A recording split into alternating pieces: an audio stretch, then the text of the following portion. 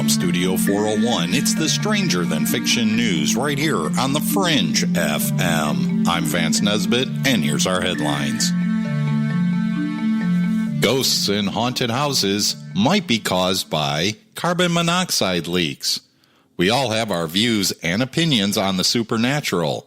Many people are highly skeptical regarding the existence of ghosts, ghouls, phantoms, and other supernatural entities, while believers will adamantly argue that the paranormal is very real, backing up their claims with countless stories and alleged sightings of the past. There are also plenty of people who find themselves somewhere in the middle and not quite sure what to believe. No matter where you find yourself on the spectrum of skeptic to believer, the subject of spooky sightings and haunted houses is always an interesting one. Well, there might be a reasonable explanation for these instances as well. Carbon monoxide leaking from furnaces into the home instead of up the chimney. Carbon monoxide is a deadly gas that can cause all kinds of medical symptoms, from headaches, delusional, dizziness to vomiting, chest pains, and even death in large enough doses. Source, VintageNews.com. And a Thailand hospital gives you an instant six-pack abs. The aptly named Masterpiece Hospital in Bangkok, Thailand, recently went viral for offering a plastic surgery procedure that gives patients instant six-pack abs.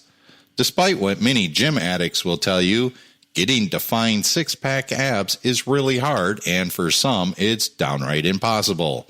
No matter how much we work out, we just can't seem to get rid of that layer of fat on our abdomen to go away. So those well-defined abdomen muscles remain concealed underneath. That's where the plastic surgeons at Masterpiece Hospital come in by performing a procedure called abdominal etching. They remove some of the fat on your abdomen to make the hidden six-pack visible. There are no plastic or silicone implants involved, just some ab-focused liposuction. Source, Oddity Central. And two people come upon a Bigfoot family in Washington State. A father and son said they saw a group of bipeds in Whatcom County, Washington. The eyewitness was reportedly driving in the area at 9 p.m. last September when they noticed the creatures. Quote, "My father and I went up for a drive in the mountain to stop at this clear cut, like we've done many times before." This is what the man told the BFRO reporter. "We were scanning the clear cut with our flashlights when we saw the eye shine in the distance at about 200 yards. The man goes on to say that they detected 3 pairs of eyes leveled at different heights. At first, he adds, they thought they were looking at a mother bear and her cubs. But after shining the flashlights in their direction, the larger creature charged up the hill grunting. Then it stopped and waited for the other two."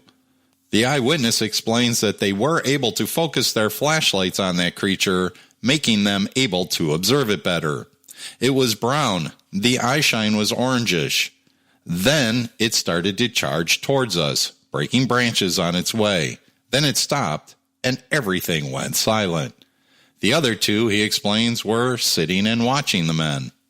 Sometimes they'd stand up and walk a bit, but every time we made a noise, they'd stop and watch us. And this went on for 3 hours. It was around midnight when the bigger creature reportedly decided to start walking down the hill. It was on 2 legs, arms swinging below the hips at about 700 pounds. The other 2 followed it. There are no brown bears in this area. The man said it was difficult to estimate the height at the given distance. You could see the head bob, just like when a person is walking down the hill. Source, cryptozoologynews.com. And now here's a quick fun fact. An average of 100 people choke to death on a ballpoint pen every year. Thanks for listening to the Stranger Than Fiction News right here on the Fringe FM. Again, I'm Vance Nesbitt, news anchor and sorcerer.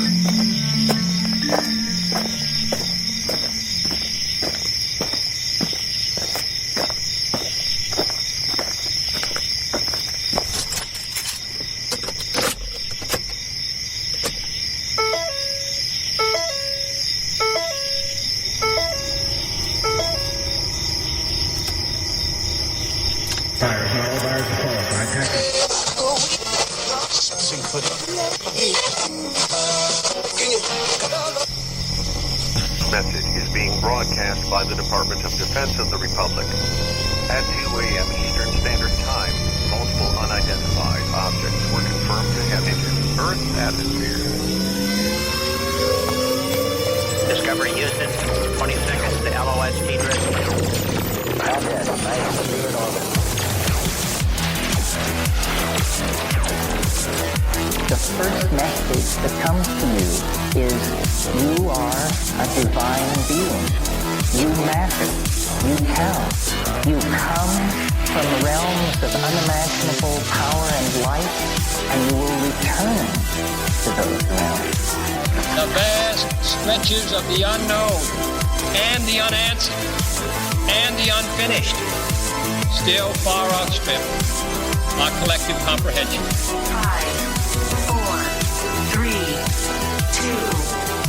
1. Broadcasting from Forest Tower Studios, all the way from the Deep South.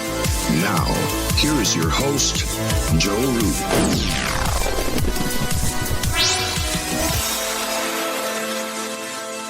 Broadcasting from atop a hill in the mossy creek bottoms of Cane Creek, Arkansas.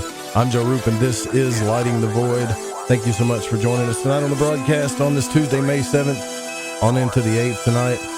Tonight on this edition of Lighting the Void, author RN Vot is with us, and we're going to go down the third-eye rabbit hole, and I'm going to relate this to a lot of different things, the mysteries, the occult, magic, etc. It's all going to be in this discussion tonight. Don't forget the call-in number is 501-777-5631. I know some people are still using the old one, but that's what it is. 501-777-5631. You can also use that as a text-in number. No problems there whatsoever. Our website is lightingthevoid.com. Make sure you sign up for the newsletter. Put your name and email in there so you can get your bi-monthly newsletter where you get free stuff. We give away free stuff in there. And I want to thank Ryan Gable for coming on the show last night. Fascinating conversation. We always got to have those shows about discerning the truth every now and then. So I really appreciate him coming on the show tonight.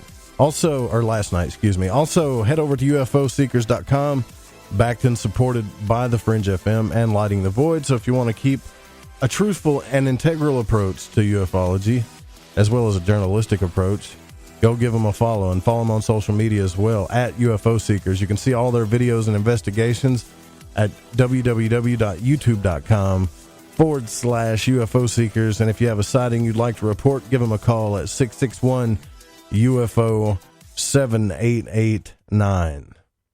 All right, so let's get into this, right? So when you hear people talk about the out-of-body experience, where are they really going?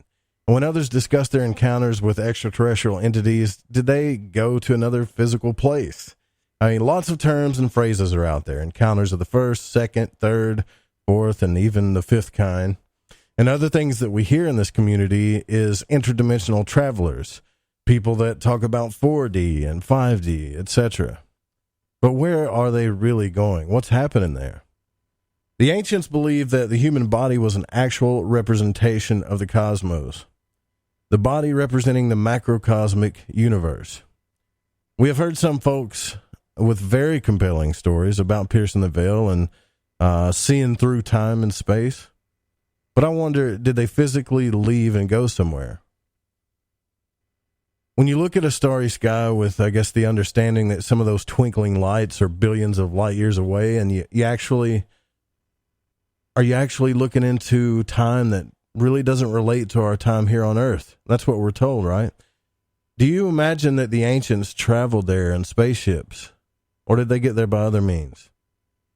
Now, through occult study, some have found what they believe is the answers. The mystic third eye is very well known now to be the pineal gland of our physical body, and some psychonauts and chaos magicians and shamanic travelers have discovered a way to pierce the veil, as they say, and have spoken to entities and angels, machine elves, and some say they even spoke to gods or God. So when we look at this experience and relate it to the experience of the Kundalini, is there really a difference? And did someone, or I guess certain individuals, bury these secrets to the mysteries in our religious texts? Tonight we're going to discuss this in depth, first with our guest, RN Vot, who made it as one of Graham Hancock's recommended authors.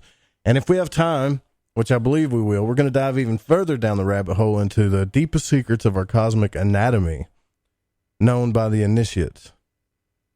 And a little bit about RN Vot. After an untimely accident in the South American jungle during the launch of European Ariane 5 spacecraft, RN Vot continued to reach for the stars by turning his misfortune into a positive. By way of his debut title, which is called Devolution Cycle, and it explored the sometimes blurred lines between both the historical record and mythological lore, purposefully penned as a work of fiction. Now, RN Vot introduces his reader to the somewhat suppressed origins of the human narrative, and after more than 20 years of extensive world travel, researching ancient civilizations and their respective cosmologies, combined with the self-imposed study of the metaphysical, the Spirit in the Sky was born. A far cry from fiction, A Spirit in the Sky, ancient cosmological gods and where in the world we find them, may one day contribute to the uniting of outer space with inner space, science with religion, and more importantly, humankind. So in the first half tonight, we are with none other than Mr. RN Vot himself. Welcome to Lighting the Void. I really appreciate you coming on, Rick. This is an awesome book. I am kind of taken back. And before we get started, I wanted to tell you that I've always kind of didn't want to accept the DMT thing about the mystery schools, not because I don't like DMT or anything like that. It's just I always thought it was deeper than that. But after reading your book, I realized that it is much deeper and more cosmic than we can imagine. Like it's not a bad thing. You know how some people say DMT is a bad thing or whatever, but this whole idea of enlightenment is much bigger. Your book is called The Spirit in the Sky, the Ancient Cosmological Gods and Where in the World We Find Them.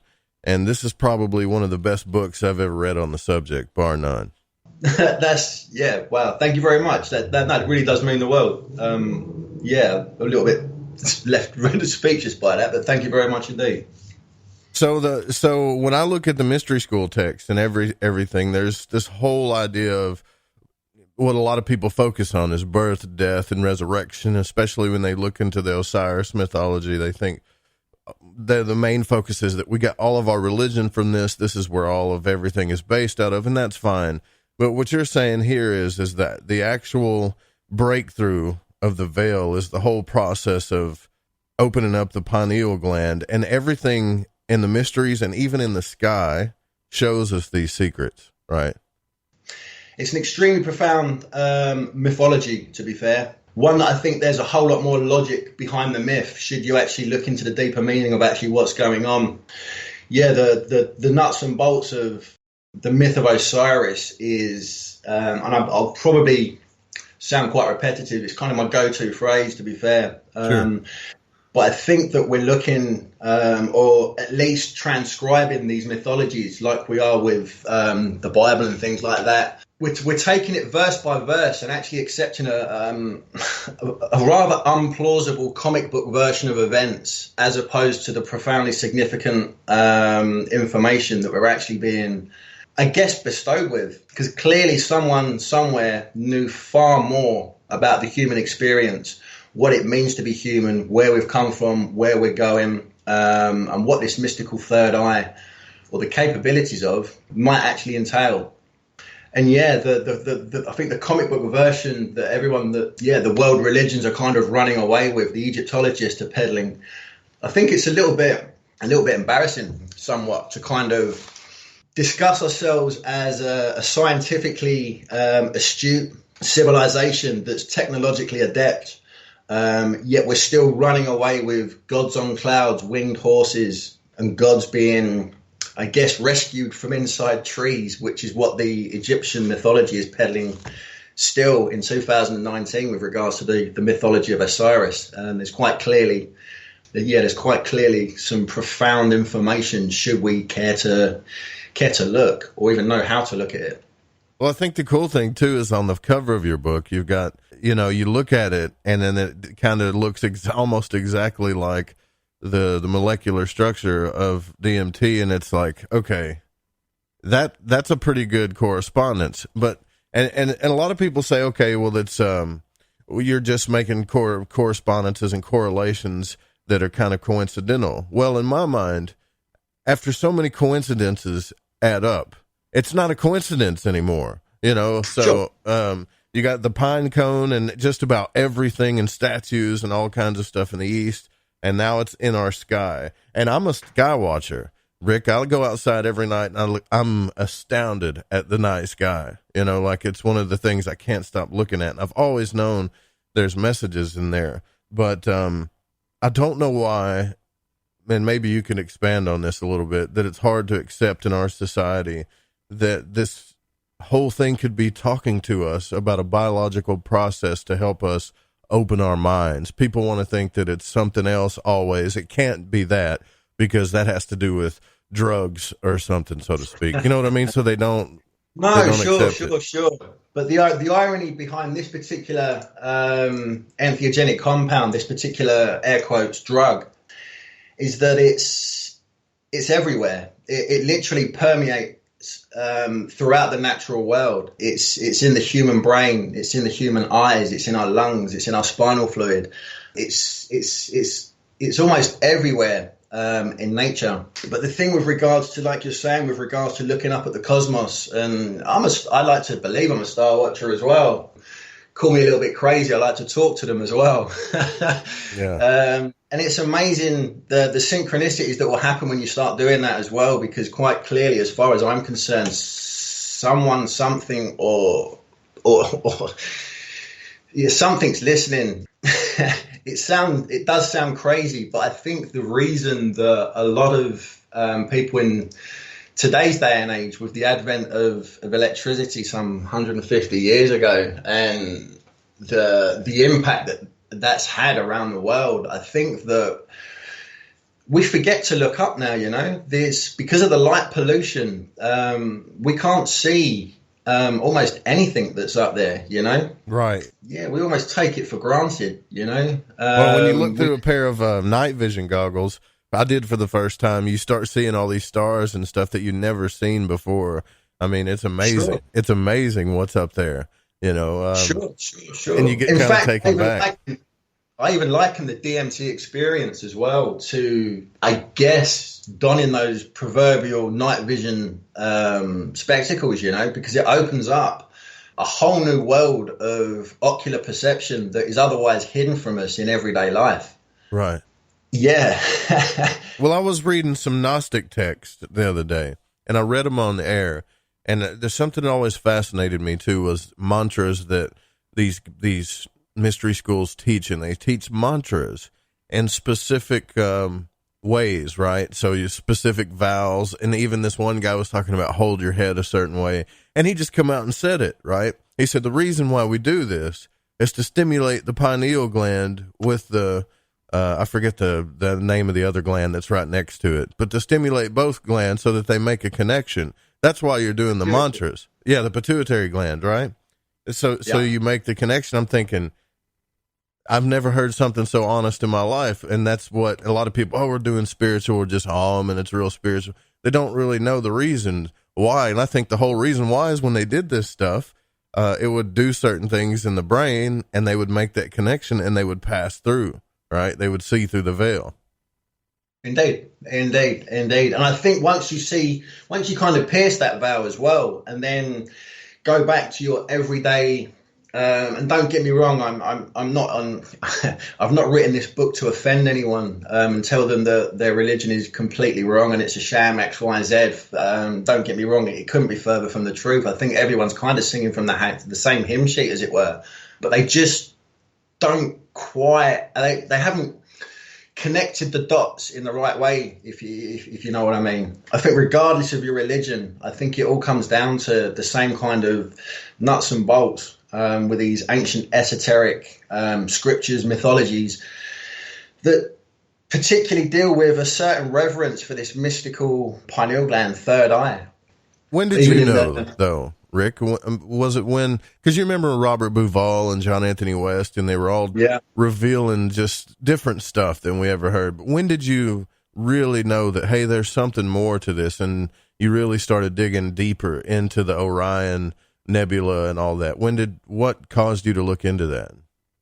In fairness, the majority of my research, it wasn't really, I guess, down the rabbit hole of psychedelic society to a certain extent. DMT most certainly wasn't on my radar 10 years ago. Yeah, had no idea about it at all.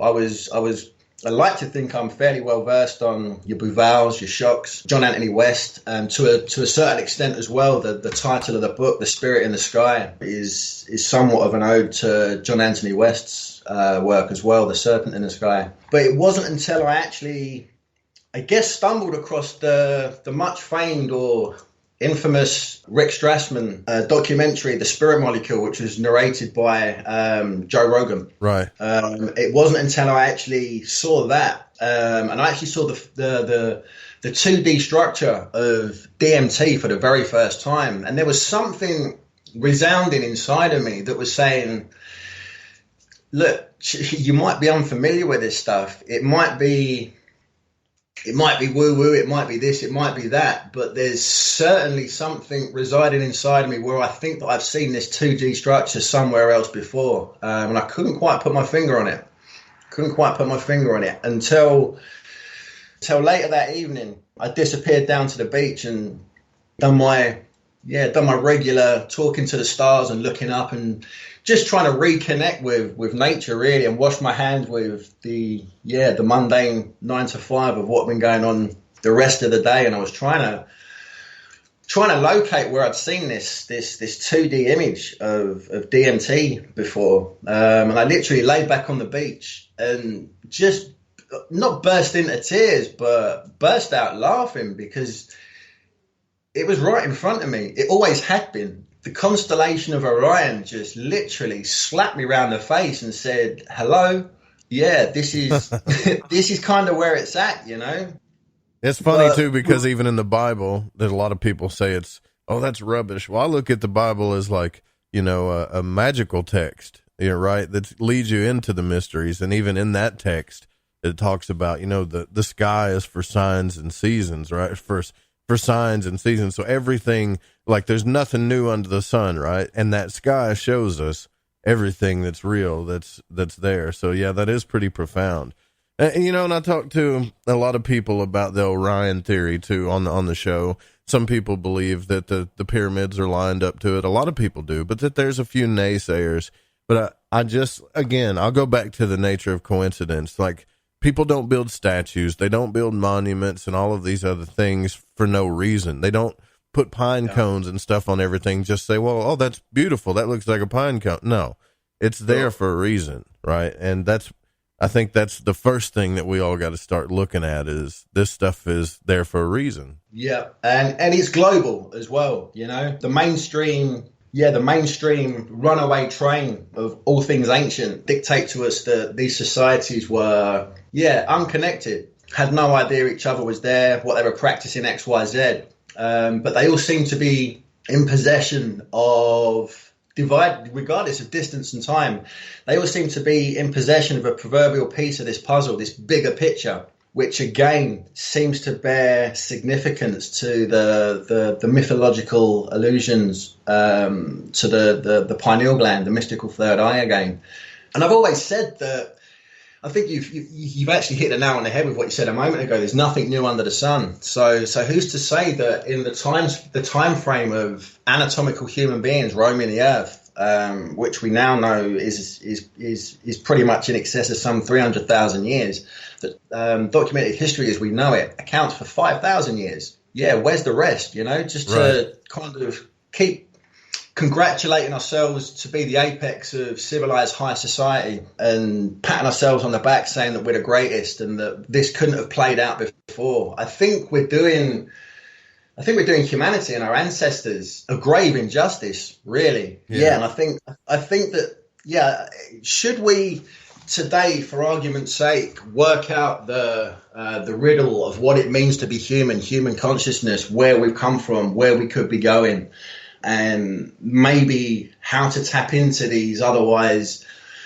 dormant inner realms of humanity. I think that if we'd have worked that out today and we knew that there was some kind of impending cataclysm, whether it was a nuclear war, whether it was a celestial impact, or just some world-ending catastrophe that was just wiping its feet, knocking at the door saying, guys, this is it, this is the reset button, you know? If we'd have worked this stuff out today, I have no doubt in my mind that we would try and pass this knowledge on, should humanity make it through to this next step of, or the next chapter of the human story, as it were, you know? I think that that's what we would do. And with regards to these ancient scriptures, these esoteric texts, this hidden occult mythology, regarding the spiritual other side of what it means to be human, I think that somebody is, in my mind anyway, I think someone somewhere has worked this out in yesteryear, in a bygone age, long forgotten to the human narrative. And as I say, I think there's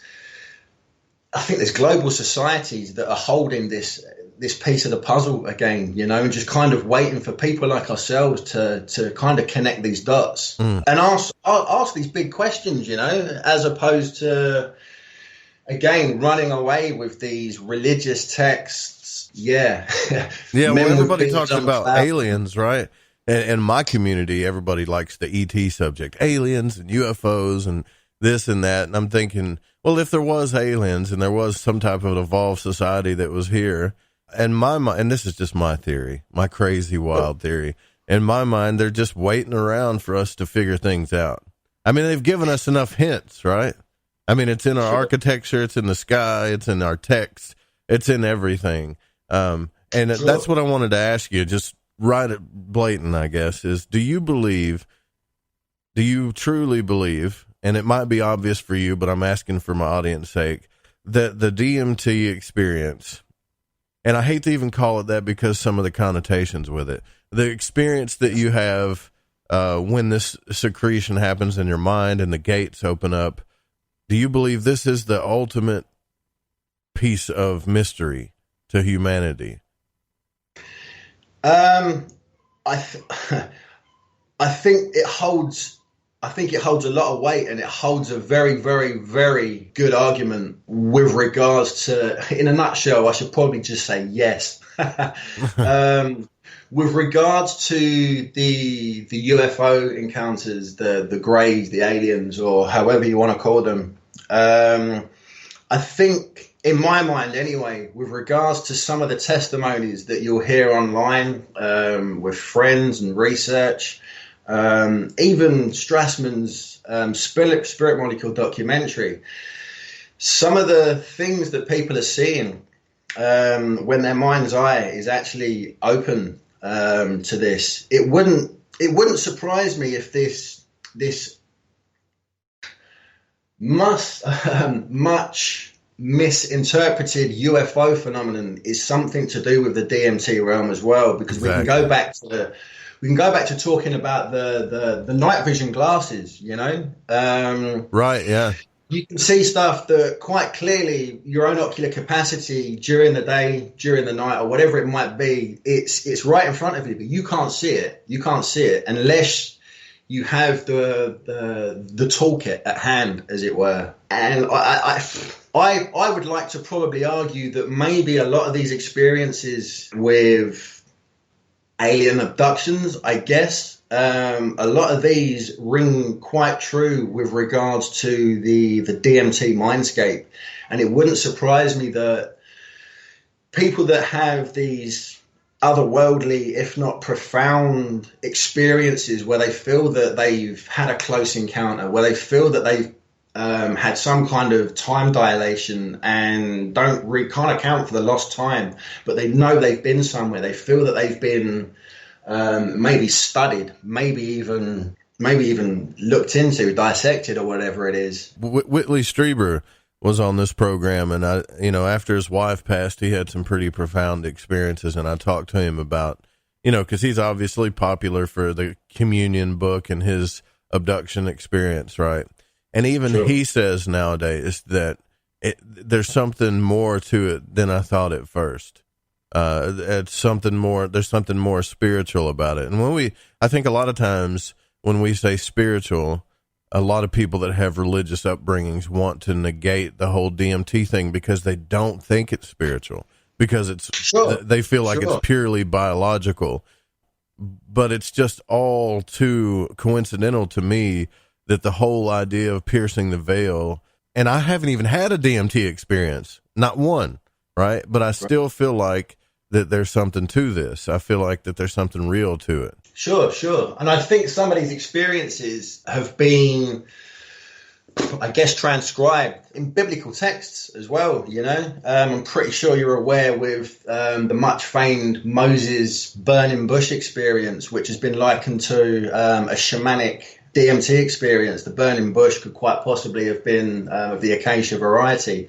And don't get me wrong, there's people that will poo-poo that straight away, saying, well, how many bushes have you actually got to burn to actually get intoxicated by something like this? I don't think that is actually what is kind of being, I don't think that's what's being told, but I think that's an analogy for a bigger picture, if you know what I mean. It's he goes up to the mountain by himself. Okay, there's that's symbolic. Okay, you climb the mountain by yourself. You're doing something by yourself. You go into the desert 40 days, 40 nights. Come on. I mean, to me, that's somebody going alone in meditation or whatever they're doing. They're alone. And then they have this experience, right? I mean, I think they don't want to get past. I think that if the cat kind of gets out of the bag, as it were, I don't think that a lot of these world religions literally, I don't think they have anything to stand on. I think they're kind of sinking in their own mess that they've created, if you know what I mean. Yeah, literal. That's the word I was looking for. So they don't want to get past the literal version of the text. It's like their mind can't see that this could be symbolic. And that's, and in this day and age, like you said, it's 2019. I'm hoping that we can start seeing past these literal texts. Because look, man, I mean, like, we're killing each other over this stuff. Which is just, again, for 2019 to believe that our God, your God, their God, whoever's God is better, is whatever, for whatever reason, more dominant, more fancied, more it's ridiculous. More popular. No, it is ridiculous. It is ridiculous in today's day and age. And don't get me wrong, thousands of years ago, I can see the need to kind of have this faith, this need to believe in a bigger something else, a bigger picture, maybe a bigger man sitting on a cloud in the sky watching over you and being judgmental. Yeah, should that fateful day arrive, But have you had this experience, Rick? Like, have you had a breakthrough experience with this molecule yourself? I believe so. I've had a couple of, a small handful of encounters with DMT. I've had more often than not, it will be a threshold experience, which, don't get me wrong, is no less profound. When you start seeing, I guess, this is when it sounds a little crazy again as well, a little bit tin hat, a little bit conspiracy, a little bit it's all in your mind. But when you actually start to see the nuts and bolts of what you call everyday reality kind of not just slip away, but literally burst and shatter in front of you. And I mean, I was literally looking at my own hands, my own arms, and it looked like I'd been manufactured in some kind of production factory. I felt real, don't get me wrong, but my body it didn't feel right. It didn't look right. And there was part of me thinking, well, okay, this is beyond surreal. I wasn't expecting this. But before I could really kind of pay much more heed or attention to what was going on, to my surroundings, that's when the only way I can describe it is the mandala, like, tree of life, flower of life. You saw the construct, basically. Yeah.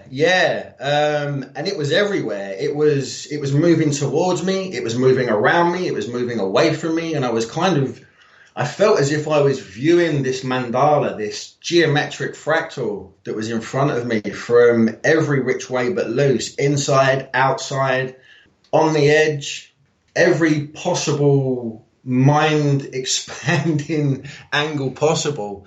And it felt as if, I really, I mean, I wasn't in control, don't get me wrong. And there is a very, very scary element, part of this experience where, again, it's likened to these gods of resurrection. And I can wholeheartedly understand why, because there comes a time when you're flirting with that threshold breakthrough dose where you actually think, I've really done it this time, you know? It's, yeah. Were you afraid? I was terrified.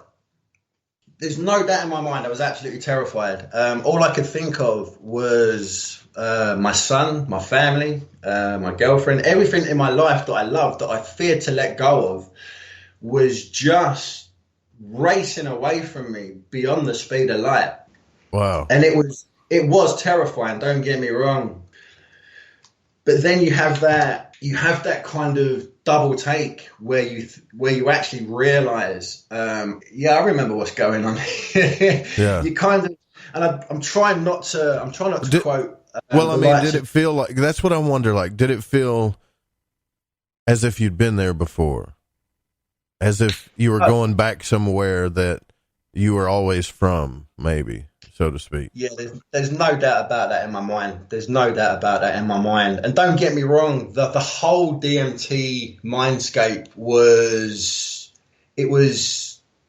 alien beyond belief, but so familiar. Again, it's like I was saying with regards to how I was viewing this mandala, this fractal geometric flower of life. I felt that I was.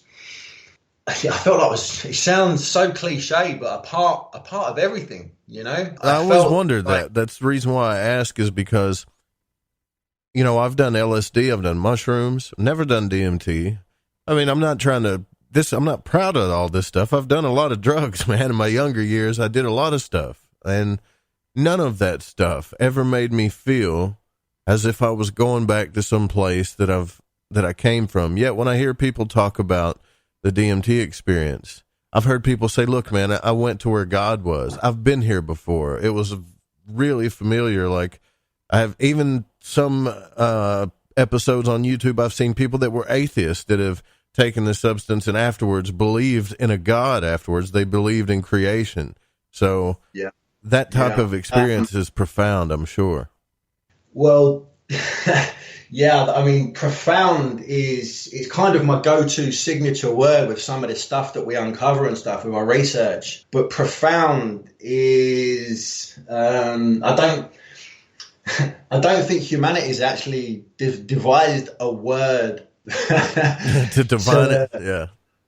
Yeah, to define it. I mean, because profound, yes. Significant, yes. Mind-blowing, yes. But none of that comes close to the mind-blowing awe of, for want of a better description, literally leaving your body, and actually thinking, again, shit, I've done too much this time. I'm not going back. That's it, damn. But there's a small part of you as well that when you're actually in that DMT mindscape that almost doesn't mind not going back, because you feel kind of comfortably familiar as hard as it is to verbalize, and as scary as it can be as well. There seems to be some kind of vibe there that's all encompassing, all knowing, all reassuring. And it's almost as if these, and I hate to use the word angel-like entities that I've encountered. I don't have the t-shirt, as it were, with regards to the machine elves, the McKenna machine elves, right, or the DMT jesters. I put my hands in the air there and say I haven't actually witnessed that, but what I have witnessed I describe it. Have you seen the movie The Abyss? It's been a long time since I've seen that movie, but yeah. Sure. It was from the early 90s or what have you. But when the guy descends into the proverbial abyss and actually meets this winged-like entity, this ethereal other. Again, there's no real language, I think. No way to describe it. To describe it, and kind of angels. Yeah, it puts it into a nutshell. Don't get me wrong. Yeah, I've got my own thoughts and theories with regards to angels, and we can dive into that later. We can definitely do that.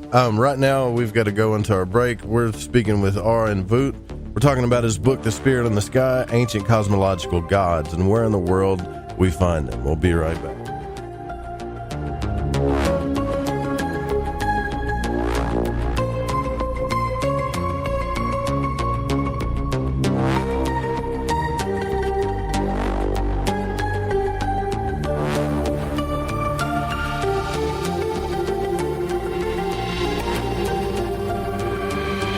Howdy, this is Catalina, and you're listening to Lighting the Void with Joe Roop.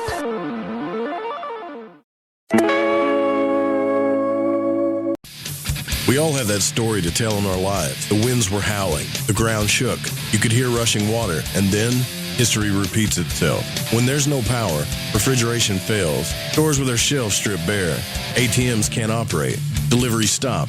Then what? These events can last days or weeks. You need a plan. In statements made during recent interviews, FEMA Administrator Brock Long has repeatedly urged all Americans to understand three truths. FEMA is broke, the system is broken.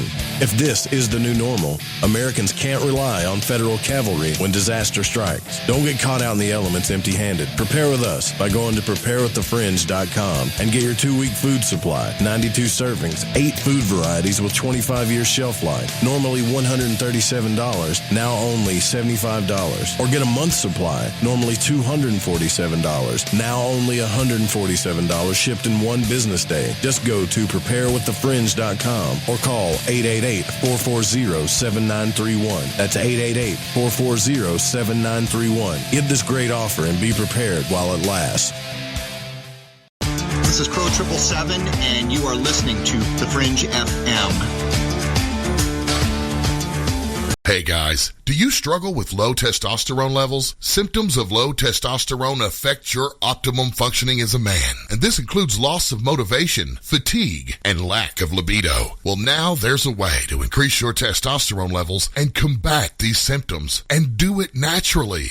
How? It's called Red Stag for Men, the all-new male enhancement formula designed to do just that. Red Stag is formulated with some of the most frequently studied natural ingredients that are known to raise higher testosterone levels. Higher testosterone levels have been known to increase your drive, as well as reduce body fat, improve lean muscle mass, and boost your energy. Red Stag is taken once daily, yet works all day naturally. So go to myredstag.com right now and get your 60-day supply. Red Stag. Remember, take the red pill. Proven ingredients, proven performance. Go to myredstag.com right now. That's myredstag.com.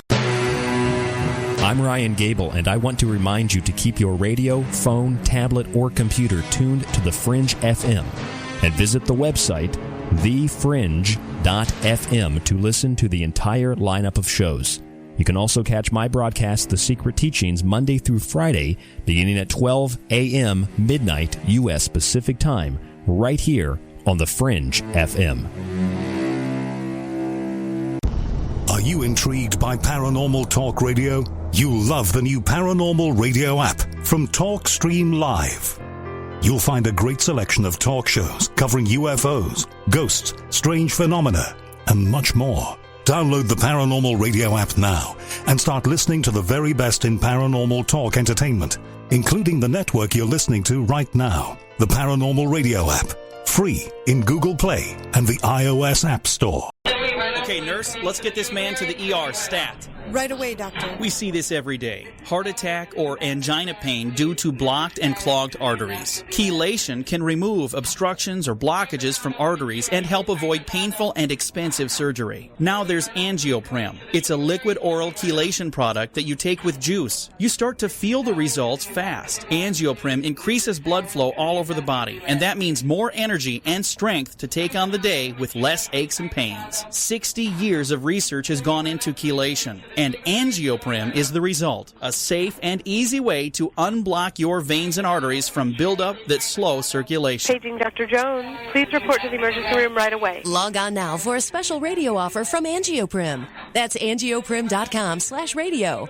ANGIOPRIM. Angioprim.com/radio or call 877-882-7221. That's 877-882-7221.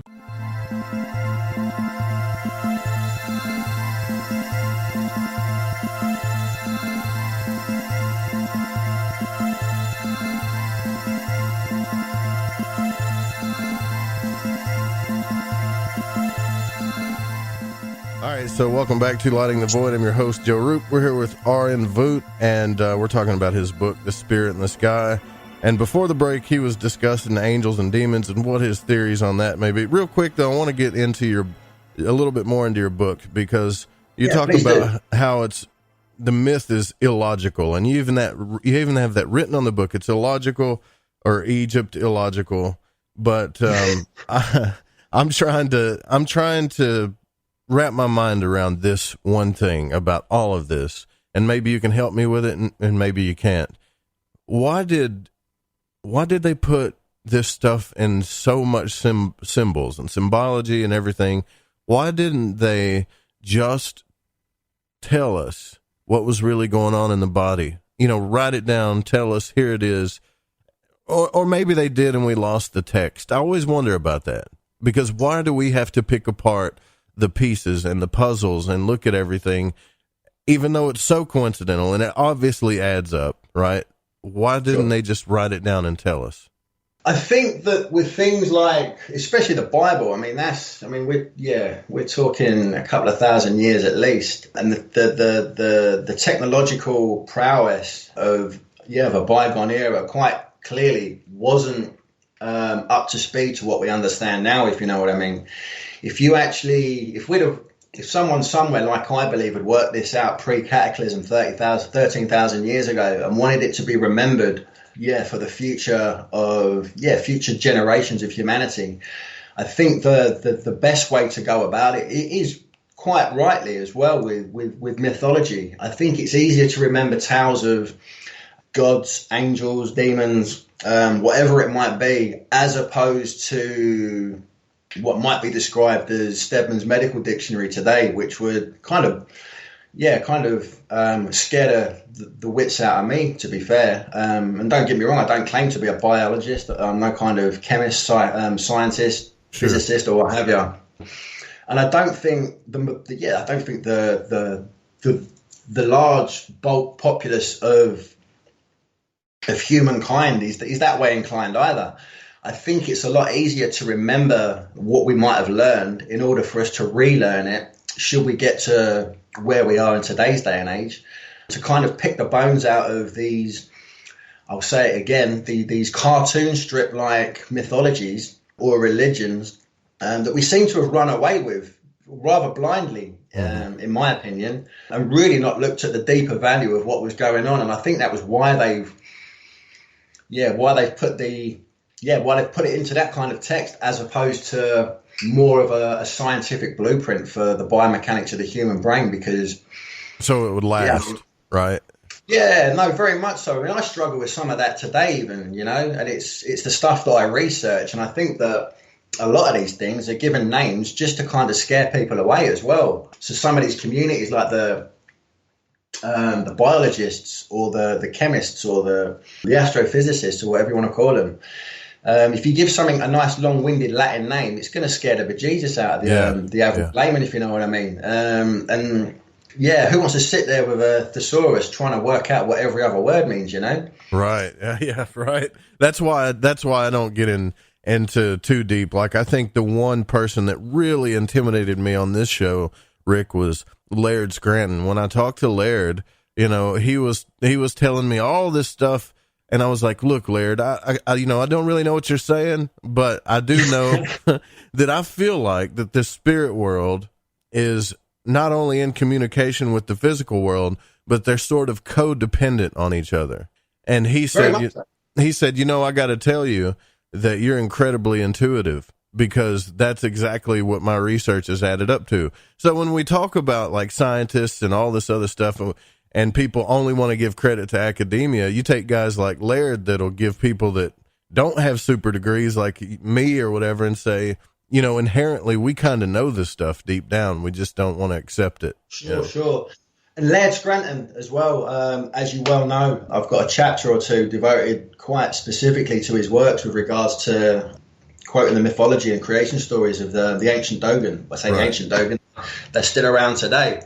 But yeah, Laird Scranton's work, I wholeheartedly believe that gentleman is so far ahead of the curve, he's out of sight, you know, and it wouldn't surprise me if he's really not fully recognised and appreciated for his research for maybe another 10, 15, 20, or even 30 years, you know. It's so profound what he's actually upturning with regards to the Dogon pictoglyph system. They don't have their own written language, but their pictoglyphs would not look out of place on a physicist's whiteboard in the modern era. You know, their creation story, it follows suit with how we understand the creation of matter, or even string theory. And don't get me wrong, they are theories, but for a modern day primitive tribe to be in possession of such knowledge, and don't get me wrong, I'm not saying, and like Laird Scranton probably would agree as well, I'd like to think, it's not that the Dogon actually understand the nuts and bolts of this subatomic realm that their pictoglyphs and their creation story are actually depicting. But I think that they've been given, again, these mythological nuts and bolts of that proverbial puzzle piece, as it were, again, and they're remembering certain things, certain allegories, certain mythologies, there's quite clearly a higher science behind them. I wouldn't expect a Dogon priest to be able to explain molecular science or something, no, right? Exactly. Don't get me wrong, there may be one or two that might understand the nuts and bolts of it, don't get me wrong, but I don't think they're going to be privy to giving that to a Western civilization that's got a bit of a track record for, I guess, throwing these guys under the tracks, if you know what I mean. If it rocks the boat, if it breaks the status quo from what's going on with regards to these draconian world religions that are quite clearly promoted by the state, that are here to divide us. Right, for sure. Considering every single religion is predominantly based around loving the neighbor, just being a general good fella, you know. Yet we're all at odds and strapping bombs to ourselves and killing one another in order to get to this so-called proverbial promised land, you know. I think that the Osiris myth, and this is what really got me about your text, is because you jump right into that. Like, okay, let's look at this Osiris story. Let's really pick this thing apart. From the onset in certain societies, which you may not know about, but I kind of do, like when it comes to the occult and magic and stuff, especially in Western esotericism, that's the first things you start learning is the Osiris mythology and what that's all about. And they keep all of the alchemical stuff secret. You have to get into their internal orders and then learn about this alchemical process, and it's like the biggest secret ever. And I wonder, which could take years to get that particular doctrine under your belt, you know, before these doors are even open to you. Yeah, the initiate for Freemasonry, for argument's sake, might have to go through years and years before of understanding and learning before certain doors or keys are given to them, if you know what I mean. Yeah. I just wonder should we be preparing, because the way they talk about this is you need to prepare the body, and they all talk about perfecting your nature. They want you to perfect who you are as a person, your morals, your health, and it's almost like they're preparing your body for something. And then they give you the secrets. Do you think that we should just pass all of that? Do you think that there is something to making sure that you're actually ready spiritually and physically to have this experience? Because I think that's what a lot of these mystery schools are trying to make sure of. From my I would probably wholeheartedly agree to a certain extent. I'm no 32nd, 33rd degree Freemason or whatever. Right. Yeah. Well, I'm not either. So. No, sure, I'm none of the above. I'm just a very, very, very curious researcher and trying to find the nature of my own existence, really. And I don't really want to believe the mainstream hype of what they're peddling, if you know what I mean. Sure. But with regards to getting yourself ready for whether you want to call it the next step, the next part of this, this great human journey, the life after death, whatever you want to call it. I don't think anything can quite prepare you for that, especially with regards to this DMT breakthrough experience. You know, I don't think no matter how many books I read, how many scriptures I read, how many doctrines, how many. You just can't prepare for it. And there's no way to prepare for something like that, right?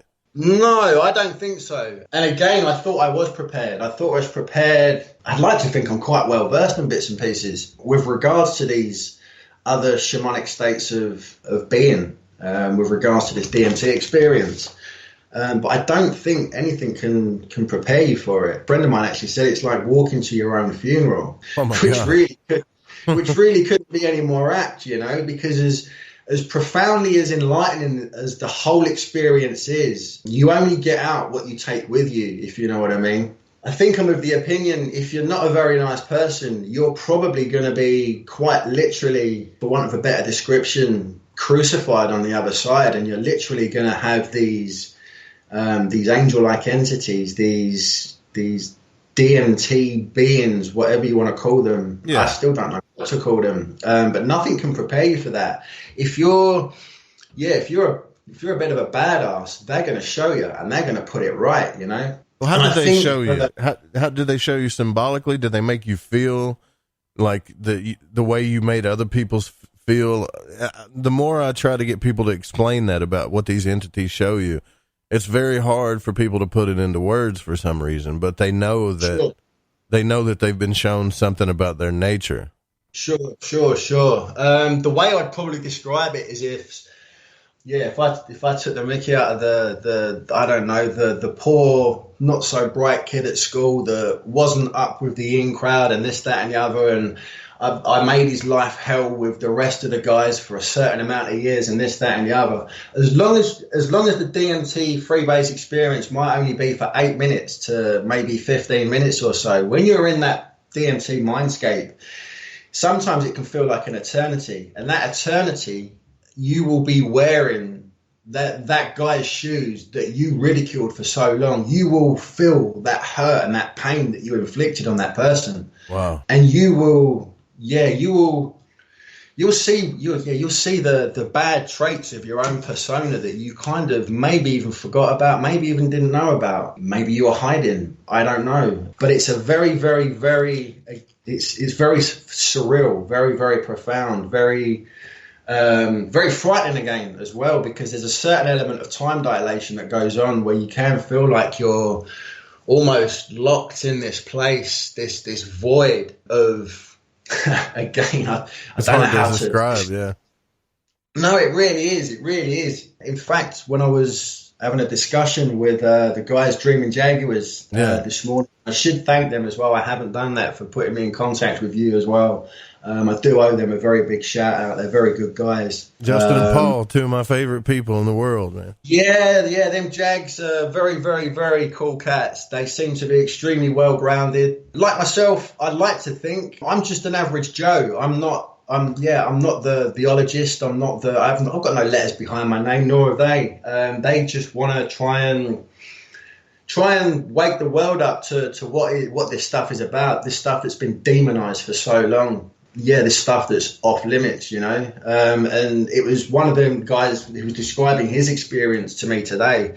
And I've never really known how to put into words what this machine-like mindscape that seems to be almost disappearing at the speed of light, but it's coming towards you as well, and it's folding in on itself, but it's also opening itself to you as well. You can't quite work out what's going on.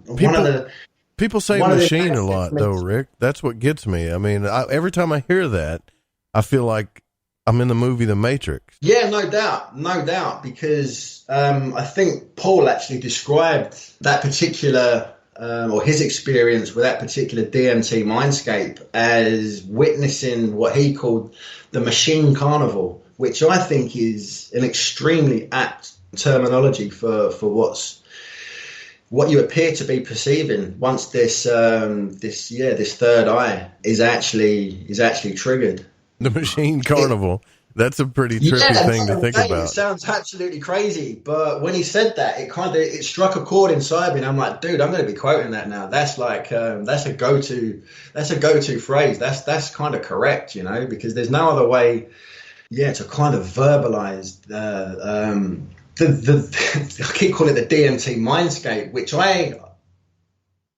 I'm now selling myself that might quite possibly be wrapped around us 24/7. Only it's kind of out of reach unless you introduce more of this chemical compound that's naturally secreted by the brain into the blood-brain barrier, which gives you those night vision goggles again, if you know what I mean. So you get the bigger perspective of actually what's going on, which again, talking on what we hitting back on what we said earlier on, might have a lot to do with some of these abductions, these UFO experience, the phenomena that no one can really kind of nail down.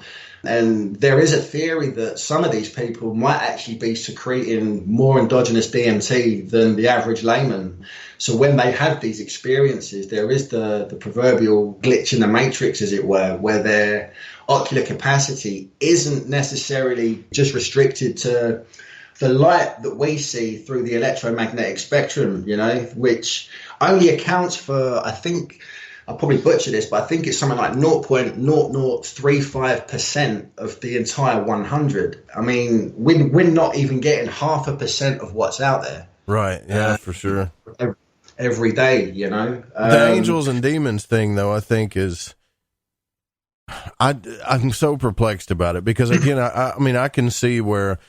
when people meet these entities, they call them angels because they get that good feeling and that good message. And when they get that bad feeling and that bad message, they call them demons, right? And then when I get, when I look at magicians' actual text, now we're talking about old Renaissance magicians, crazy guys that were drawing circles and invoking certain names and stuff. They had pictures for some of these entities, like this one had a bull's head with this kind of feet or whatever.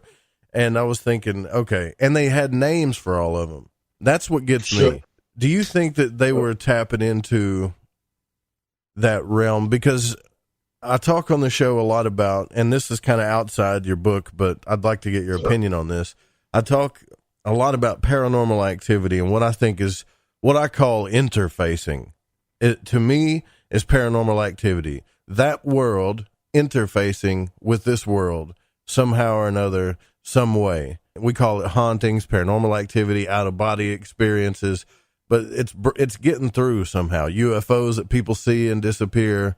Do you think that realm is connected to this realm, or is it something totally separate? No, I think it's connected intrinsically. We can go back to Laird Scranston's work with the Dogon, and they talk about Amma and Amma's egg, and how their creation story talks about universes. Well, universe means one voice, one song, don't get me wrong, but universe, the material universe is intrinsically linked to an immaterial other side as well. So there's universes that cohabit next to each other, within each other, that are one and the same, as it were. It's almost like you can liken it to I'm sure you might be familiar with the much famed double slit experiment, where a particle can act as both a particle or a wave, depending on whether it's actually being physically witnessed or measured by the human eye, which makes a lot of sense with regards to this immaterial other side, if that makes any sense. Yeah, it sure does. Regardless of what I've uncovered, regardless of what Laird Scranston's uncovered, and the like, and don't get me wrong, I've said that guy's out of sight and beyond the curve, and he really is. But I still think he's scratching at the surface of that underlying iceberg, That a lot of the religious Yeah, a lot of the religious sectors are vying to keep a very firm grip on the status quo, because should the cat get out of the bag with what this stuff actually means to be human, what the pineal gland may or may not induce with regards to these otherworldly experiences, whether it's an immaterial realm that's intrinsically linked, like Laird would say, or whether it's the realm of the duat that the ancient Egyptians or Osiris presides over. I think that there's most definitely something else. I don't think that we amble through this lifetime just as a one-off. I don't think we come from nowhere. We're born, live, say, 72 years, whatever. Then it's kind of fade to black, nothing. No, I'm not buying what they're selling there. Do you doubt it at all in your mind? And I ask you this because, look, I don't believe it either, Rick. But there's always that voice in the back of my mind that goes, what if this is all just a brain? What if it's all just a brain and that's sure. it? But you can cut that brain in half. Once I'm dead, once I croak it, unfortunately, I'm I'm hoping that I've got a few more miles left in me still, don't get me wrong. But yeah, when my time comes and they want to find out either how I died or whatever, this, that, and the other, and they decide to do that autopsy and cut my brain in half and kind of find out what's going on in there, what was Rick all about, they're not going to find it. No matter how hard you look at material reductionist science that likes to break things down as small as they possibly can to understand it and say, right, that's how it works. No matter how small, no matter how much you decide to dissect my brain and find out, what Rick was all about, they're not going to find you. You're never going to find my loves, my hates. You're not going to know that my favorite band was The Doors. You're never going to know that I like chilling by the sea, that I prefer reading, that I hate TV. You're not going to find that. It's not there, which is why I always fall back onto the Radiohead analogy. I think Graham Hancock made quite famous with regards to the conscious being, our own mind, our own that voice in our mind's eye, which again goes back to the third eye again. He's like an antenna or a receiver. Yeah, if you decide to tune out of that particular frequency and you can tune into other, whether they're higher planes or whatever planes or realms or dimensions. I don't know. I don't claim to have all the answers, but you believe there's no more doubts in your mind, is what I'm asking you. Is there no more doubts now? No. As far as I'm concerned, I would probably go as far as putting my money. The horse that I would back right now is that we go through this experience over and over and over, and quite possibly until we get it right. Maybe until we are that 100% just nice guy, Yeah. I think that there's an argument there, an analogy that I've used before in other podcasts is where you've got the Japanese guy that hits his head, falls into a coma for X amount of days, weeks, years, whatever you want to call it, and then wakes up, can't remember exactly what happened, but he's now completely fluent in German, can play the piano, and it's like, what happened there, Right, and I think that bump on the head is almost, when he's come out of the comatose vegetable state, I think that rewiring has somehow got confused with another lifetime, another crack at the whip, as it were, that gentleman might have had in another life prior to not leaving the island of Japan and never sitting in front of a piano or learning German, I gotcha. I wonder if in my mind there's no other real kind of explanation for that. That should not happen, but it does, it's not an uncommon occurrence, as it were. Okay, so I wanted to get more into your book here. Graham Hancock put your book on his website as one of his recommended books. He has that section on his website where he tells you, okay, man, this is the book you need to read. Now, you already seem like a pretty humble guy, but I want you to look past that and tell us why you think Graham picked this book. I think I know why, but why do you think why that he picked your book as a recommended reading? I think I would like to believe that the fight that Mr. Hancock seems to have had with the Egypt illogical ideal for quite some time now. I'd like to think it's nice to find someone that's also shaking that proverbial tree, as it were, and not just. That's exactly why I think. That's exactly why I think you picked your book, because you go straight. I appreciate that. I do appreciate that, because I think this. I keep going back to this comic strip version of events, you know, not just religion, but Egyptology has been pushing since day one, you know. We don't know how the pyramids were built. Right. We could reproduce those today, you know. And for all of a sudden, those to spring up literally almost out of thin air after 700 years of dynastic civilized society back on the Nile. For them to spring up out of nowhere and then not have the ingenuity to recreate that again thereafter, and have engineering skills that seem to devolve as opposed to evolve, if you know what I mean. There's no texts, there's no scriptures on the pyramids. There's nothing to there's nothing there. No text, no scriptures or anything to actually say that these guys built them.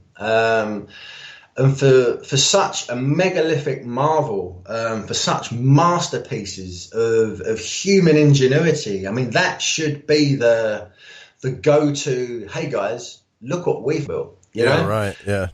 There's none of that. There's absolutely nothing. It's like, okay, we've... and bearing in mind, not one body has ever been found inside, air quotes, tombs. And don't get me wrong, I'm pretty certain they were used as tombs at a point in time for megalomaniacal, egotistical pharaohs of a bygone age, you know? Right, yeah. Who wouldn't? I mean, yeah, you're running the show and there's that bad boy. Well, not only are they running the show, they ran the show for 3,000 years or more, right? Sure. What? There's no society now that I feel like could get away with that. So they had to have done something right. They had to have known something, I think.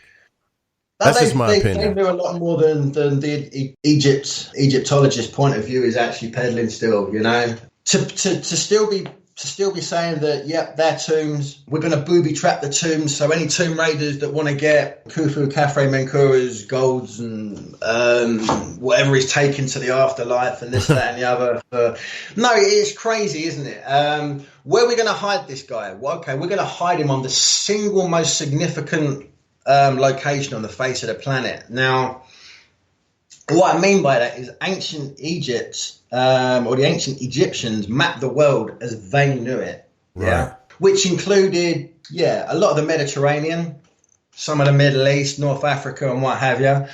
By no means do the Egyptologists state that they were a global civilization. They hadn't mapped the world. We understand that.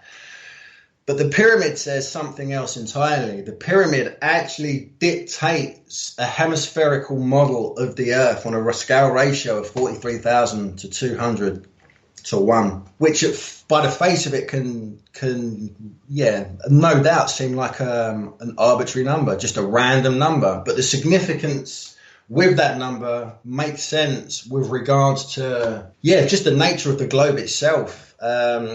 The ancient Egyptian calendar and many ancient Egyptian calendars weren't like they were today with 365 days. They were based on 360, and the other 5 days were kind of considered unlucky and cast aside. So each calendar month was made up of 12 months that had 43,200 minutes in each month. And every single day of that month, just like today, was divided by day and night, light and dark. The amount of seconds of daylight there is in one day, again, is 43,200 in half a day, which again gives the argument for the hemispherical model of half of the globe, you know? Right. It basically dictates the size of the globe as we know it today, or a society that's scientifically savvy to understand the size and dimensions of our place here on Earth and in space. Quite clearly, the Egyptians, they didn't have that knowledge. Quite clearly, what's the word I'm looking for? It's been handed down to them. They've inherited this knowledge from somewhere, you know? Sure. And what I mean with regards to the single most significant location on the face of the planet, the parallel meridians intersect across the Giza plateau, where excuse me, I'll probably butcher this now as well, but the east to west parallel has the most land converging across it, and the north to south meridian converges with that parallel. It actually gives you a crosshair on the Giza plateau. That's why I think people think aliens built it, right? When you watch Ancient Aliens and stuff, they go, man, aliens had to build this, right? Because they start, and, you know, I really looked at this. I had Stephen Myers on the program. He's like, no, aliens didn't build this. It's a water pump, man. Egypt was a cargo cult, you know? And I'm like, okay, I mean, I see that.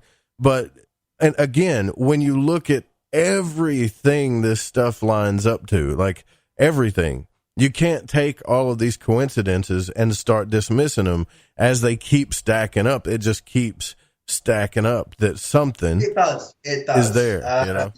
I don't think that it was enough planet visitation that helped. Don't get me. Who knows? What do I know? I'm only trying to relearn and rediscover anyway, just like everyone else, you know. Sure. But I think to accredit that ingenuity to someone other than ourselves, and I by no means do I mean the Egyptians, because these megalithic marvels are worldwide as well. You know, you can look across the South American Altiplano, Bolivia, Peru, and places like Pumapunku, Tiahuanaco, Sacsayhuaman, Cusco.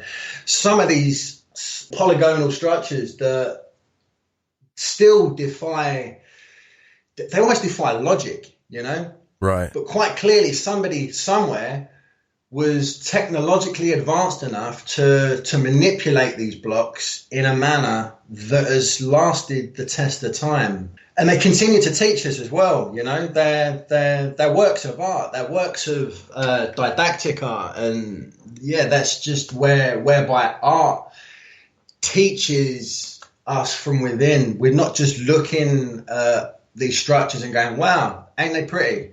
But the mathematical and geometric significance of some of these things as well, it's beyond almost our scope today still, you know. And it's probably easier, in fairness, to just say, yep, the Egyptians built them, move along, you know. Because how else are you going to explain this stuff, you know?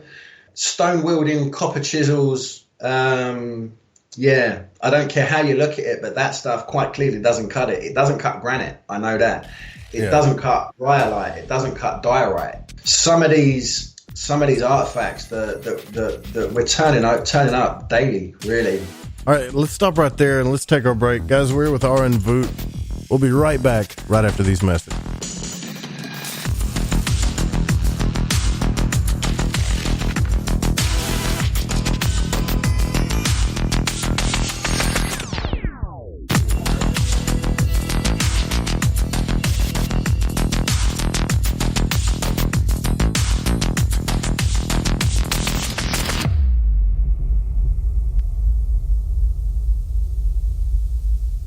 Hola, Fringe listeners. This is Dave Cruz of Beyond the Strange, and you're listening to The Fringe FM.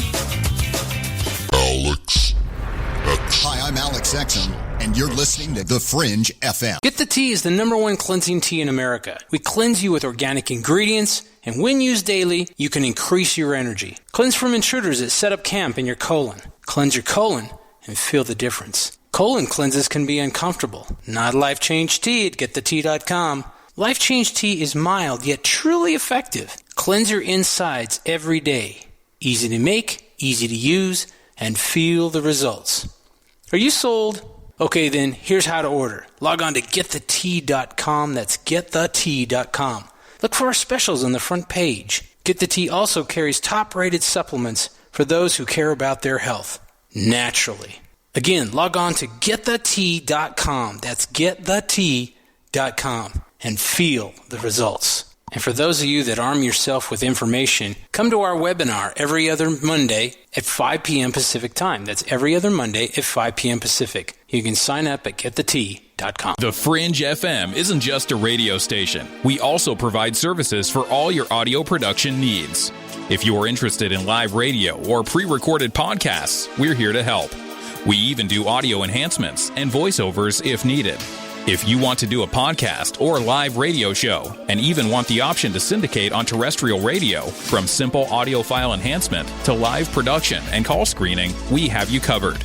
We have worked with some of the best professionals in the business in order to provide coaching instruction for content creation, show structure, and more. Contact The Fringe Digital Media for more at info@thefringe.fm. That's info@thefringe.fm. Or call 501-777-5631 for a consultation.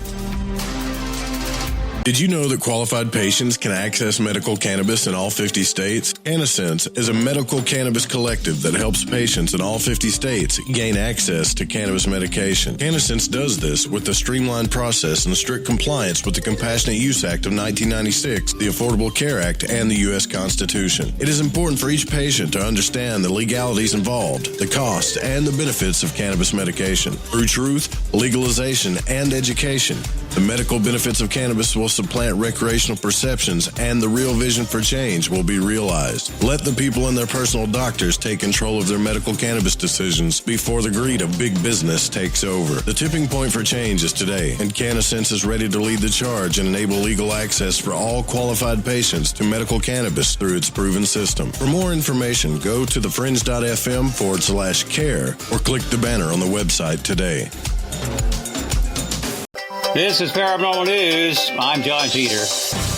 A half-decade since the crew of Apollo 10 ejected the lunar module into a perpetual orbit around the sun, about 50,000 feet above the lunar surface, a team of British astronomers believe, with a 99% certainty, that they have located it. Getting to it, that's another story. Astronomer Nick Howes, along with the flight controllers, space and MS experts, and astronauts from the Apollo program, have been looking for the 13-foot wide module named Snoopy for the past 8 years. He says when you're looking for something 4 meters wide and the last reliable data you had on it is 50 years old, it's a bit tricky. Because it's too small to verify on a telescope, the team will need some help to retrieve the module. Snoopy was used for training for the Apollo 11 lunar landing in 1969. Hello there, from the men and the moon. Two astronauts drifted about 9 miles above the moon's surface in the module before it drifted away with no real way to track it. The speed of light is changing, and that means time travel is possible, according to a former NASA scientist. This mathematics opens the door to many things, not just time travel, but the idea of someday warping space to travel faster than light like they do in the science fiction movies. It definitely opens the door to that. And warping space to reach other solar systems faster than light, that is definitely something we may do someday. Luis Riofrio analyzed lasers bouncing off reflectors on the moon left by the astronauts that appear to show the moon moving too fast. Further experiments confirmed that it actually was moving slower, leading her to the assumption that the slowing speed of laser light caused the moon to appear to be moving faster, which could have profound impact on time travel. She told the YouTube channel, Third Phase of the Moon. One thing this says is that we can certainly move forward in time, and this also says that the rate that we can move forward in time could be subjective. We could change it. As far as traveling backwards in time, well, if that's ever possible, knowing equations like this will help us find the key to doing that. Riofrio is involved in a project to put an atomic clock at the International Space Station to try and prove her theory. Connect with the news at ParanormalRadio.com. I'm John Jeter, and this is Paranormal News.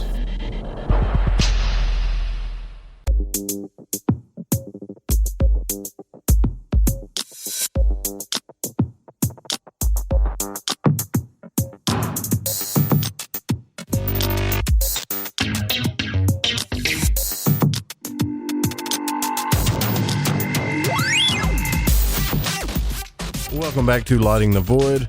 I'm your host, Joe Rupert, here with RN Vot, author of Spirit in the Sky, and we are discussing the ancient mysteries and what the Orion Nebula is really showing us. There's no doubt in my mind, if every, let's say, adult on the planet had a dimethyltryptamine experience, we would probably be living in a utopia right now, you know? You know what I mean? Yeah. I'd love to quote Graham Hancock again, because Graham Hancock has said, don't get me wrong, I'm no politician. And again, I'm sure Mr. Hancock doesn't claim to be either, but he's of the opinion that every single politician that takes office should actually, by law, have to undergo a bare bones minimum of 12 ayahuasca sessions or a number of DMT, free-based DMT sessions. And I think that the reason for that is, from my experience and the experience that I've researched from others, including especially, I'll highlight Strassman's work again with the spirit molecule, you know, these people just come back nice. Yeah. They come back full of love. They want to help. They want to help the world. They don't want to cut the lungs out of it, you know? I don't like to see Donald Trump after about 10 DMT experiences. Wow.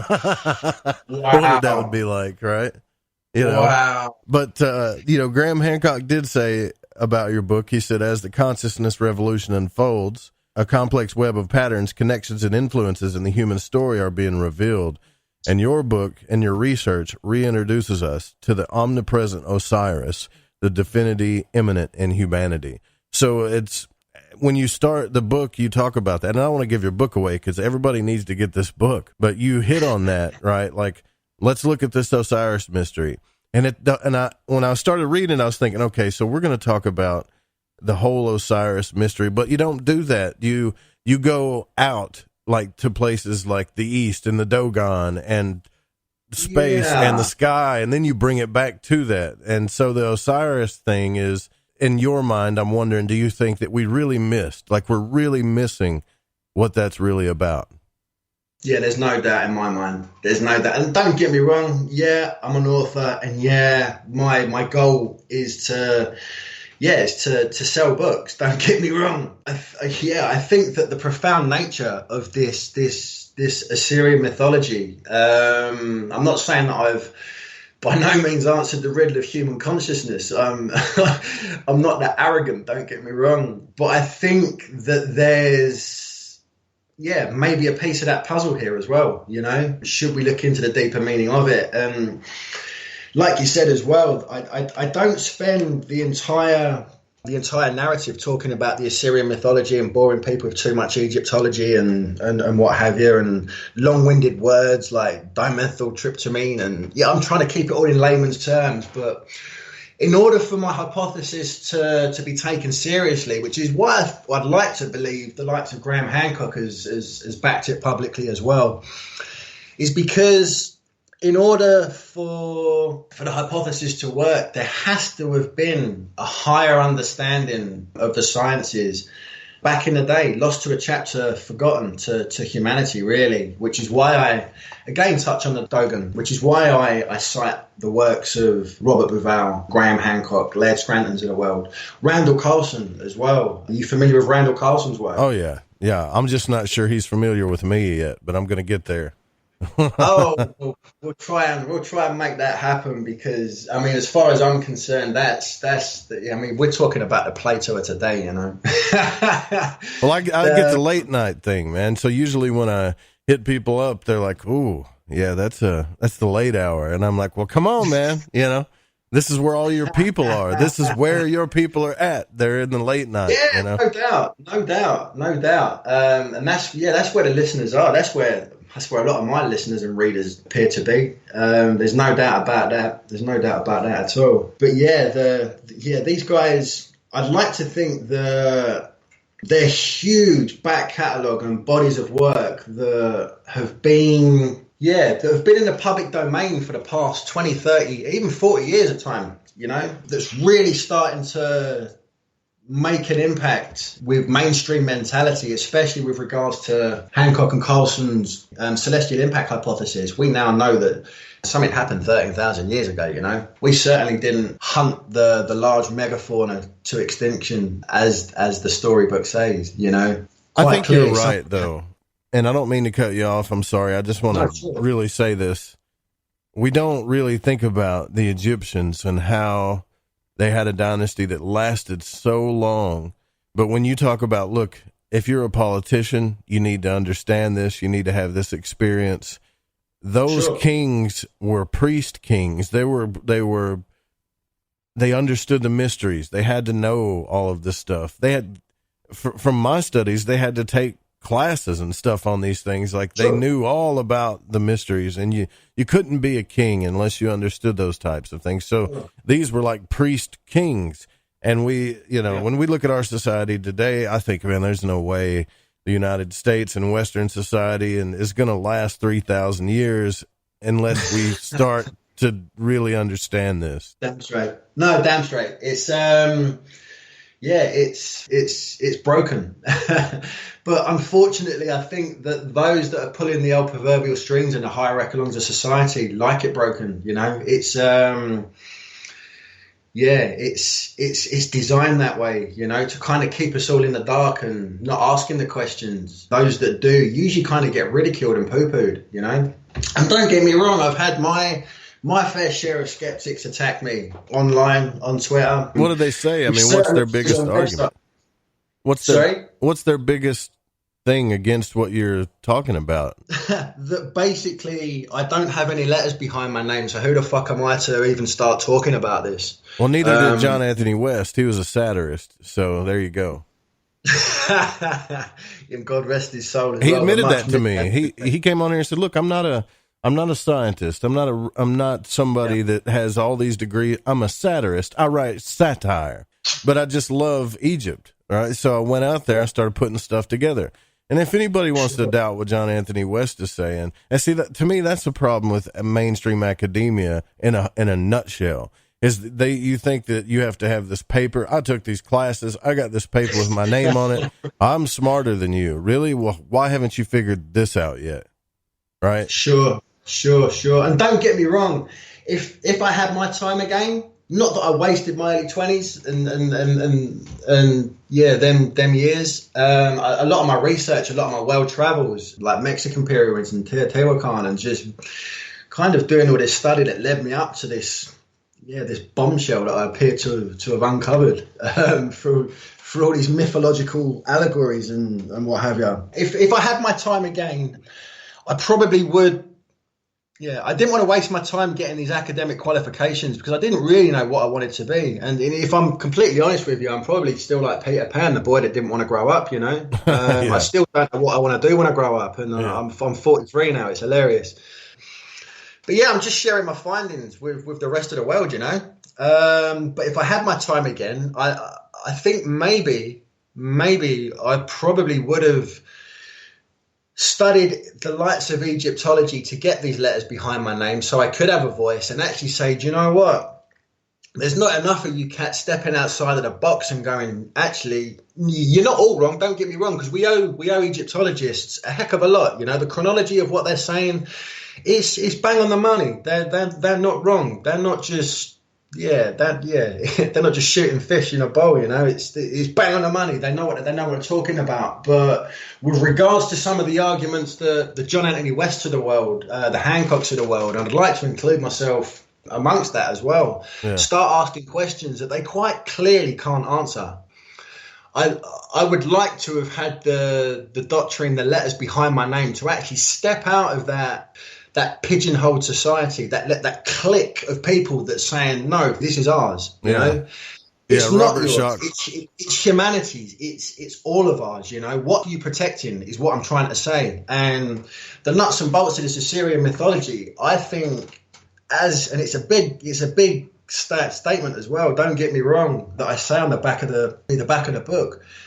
But I wholeheartedly believe that the Egyptological ideal could fundamentally be supporting a battle-weary blueprint for all world religion. And I think that that's kind of what Egyptology and world religion's holding on to, and hoping that there's less people like myself, less people like yourself, less people like your Anthony West of the world, and just hope that they go away. But yeah, I've got quite a big mouth and I like talking, so I'm not going to disappear anytime soon. Robert Schoch talked to me about that on here. When he wanted to talk about the water erosion of the Sphinx, I asked him, I said, were you scared? How nervous were you to say this? And he said, I was extremely nervous. I was extremely worried about my credibility, but I knew that this was real. Right. It was true. And I had to say it no matter what. As far as I'm concerned, that's watertight now. I mean, Schoch's research is it conflicts somewhat with Hancock and Carlson's hypothesis with regards to what brought the end of this Younger Dryas mini ice age to an end. He's saying it could quite possibly be a CME, coronal mass ejection, as opposed to celestial impact. Either way, something happened, don't get me wrong. But the methodology with regards to what he's been talking about on the Giza plateau, and the likes of Easter Island. Yeah, we need more people like that stepping out. You know, that guy's 10 foot tall and bulletproof, as far as I'm concerned, and he's done a sterling job. They all have. They really all have. And yeah, by no means do I think that I've got all the answers. Don't get me wrong. Yeah, but you could. If you think about it, though. Thank you. I know I like to think that I produced the work. Wouldn't it be funny? Don't get me wrong, but if an ordinary guy with an intelligent brain figured this out, right? And so that could happen. It's reality. Anything could happen. Sure. And don't get me wrong, when everything kind of fell into place and clicked that night that I was on the beach after watching The Spirit Molecule, for want of a better description again, and I keep saying that, it's my go-to phrase again, like the comic book stuff. But when you have this moment of divine inspiration, whatever you might call it, or ironically an epiphany that comes from your mind's eye, the mind's eye being the pineal gland, I think it's either the Latin or the Greek word for, which again is thrown out there to kind of confuse us as well. But when you put two and two together and realize that the scientific name for the third eye or the pineal gland is the epiphysis cerebri, that's where your epiphany comes from. That's pretty clever, actually. Yeah. Well, but again, that stuff's right in front of us. Do you know what I mean? And you can either sort of poo-poo it, throw it away and say, right, move along, or you can disappear down a rabbit hole and start looking at what this stuff's about, you know? Like in the Bible as well. We touched on the Bible earlier on with regards to Moses and the burning bush. Jacob climbed the ladder to heaven and came face to face with God and survived. Where did that happen? In the place called Peniel. Yeah, and they still don't know. Like I've researched that specific phrase, and they don't know where it comes from. Like they don't know what he's talking about, but you and I know what he's talking about. Sure. Isn't that weird? Sure. Right. There's no doubt. And as far as I'm concerned, Jacob's ladder, it's the 33 steps of the 33 rungs on the spinal cord, right? Yeah, no, exactly. When you get to the top of that spinal column, you then meet Christ's 12 disciples, which are the 12 cranial nerve endings which fire the pineal. It's either that or some crazy dudes in the desert were going around. No, do you know what I mean? Banging ladders up to the sky. No, it's crazy, but that's still what they're peddling in today's Christian religion, you know, and it's crazy. In the book, I liken the crucifixion to, this is Brad Clausen of Magical Egypt, some of his research, and Danny Wilton as well, I believe. Danny Wilton, he's magnificent. But the same aspect as well. That guy's been ridiculed and poo-pooed as well. It's like, come on, how many coincidences does it take for me not to be full of shit? And when you realise that the human brainstem actually correlates, or rather better depicts a Jesus Christ crucified, again, you've got to start asking questions, you know, because I think this crucifixion, with air quotes, crucifixion, is another allegory to what's actually going on. Christ was meant to be crucified in the place called Golgotha. Golgotha we know as Calvary, which translates as the place of the skull. Now, a couple of whiskeys and a shot of pareidolia, you can actually look at this hilltop in Golgotha and actually say, okay, that might look a bit like a skull. Or you can actually look further inside your own cranium and say, actually, Golgotha means the place of the skull. Christ crucified is actually the human brain and stem. The location of Christ's head correlates with the pineal gland. Christ wears a crown of thorns, which was made of acacia. Acacia, we know, has highly extractable potentials of N,N-dimethyltryptamine, DMT, the spirit molecule. What's going on there? Is that another coincidence? I don't think so. And not to mention, in the story itself, if you really keep looking into the story, it just keeps adding up, because here's a man. The man is letting go of everything. everything. Just letting go, like in the worst way. All right. And even goes through fear. God, why have you forsaken me? There's the part where you don't want to let go, but you end up letting go. Sure. And that's why I do highly, I sincerely believe that the Bible, as opposed to being the comic book strip that I keep talking about, I think that there's a higher understanding of the biomechanics of the human brain, the human anatomy, what it means for what this house of consciousness actually means. And someone quite clearly worked this out a long time ago, and it certainly wasn't shepherds. Well, you've done yourself in now, man. You've been on Graham Hancock's hit list, which means that you're probably going to have to keep writing books, right? So, yeah. I was hoping, again, we touched on this before we went on air. I've kind of got a bit of a baby brain at the moment. The past year, I've undergone my third spinal surgery after an accident I had in the South American jungle some time ago whilst working, which ironically played into why I had found time to actually write these two books. But becoming a father for the first time last year, that's really consumed a lot of my time with my rehabilitation, which has somewhat put the writing not on hold, but it suffered a little bit. Yeah, prior to the onset of parenthood and stuff like that, I could have probably churned out the other sort of 2 or 3 books that I've got in my mind at the moment, Blog, do you have a website that people can go to or anything of that nature? No, not as yet. I didn't think so because you don't even watch TV, man. What's the matter with you? It's hilarious. My friends actually say that I'm technologically inept, which is it couldn't be it couldn't be any more bang on the money. I was probably born 13,000 years too late. Anyway, it's hilarious. No, that's good. I mean, that tells me that you wrote this directly from your own mind, your own experience, and your own research. There was no technological influence there. Sure. But with regards to the research and the mythologies and the all-encompassing myth of Osiris, I'll touch on that quickly as well. Yeah, obviously I don't want to skirt around the nuts and bolts of it all, and give sort of too much away or whatever, because there's a lot of profound and significant information in there. But the crux of it being leading up to kind of the big crescendo, as it were, with the mythological, the myth of Osiris. What is ancient cosmological gods and where in the world we find them, the spirit in the sky all about, as opposed to what we've just touched on and what builds up to the big kind of reveal at the end with regards to the profound nature of this mythological story, I guess. I'll pick up the myth of Osiris, where he's been invited to a banquet by his brother Seth, which is known throughout Egyptology to be like a darker other side, like a chaotic other brother, as opposed to the good-natured Osiris. They were at the banquet, and unbeknownst to Osiris, Seth presents the guests with an elaborately, ornately carved coffer or coffin, for want of a better terminology, and says, pretty much like the Cinderella story, whoever this slipper fits, whoever lays down inside this, whoever it fits perfectly, can keep it. So guest after guest, they all lay down inside this beautiful coffer, all coming up too long, too short, too fat, too thin, whatever you want to call it, just like the Cinderella slipper, until the turn of Osiris.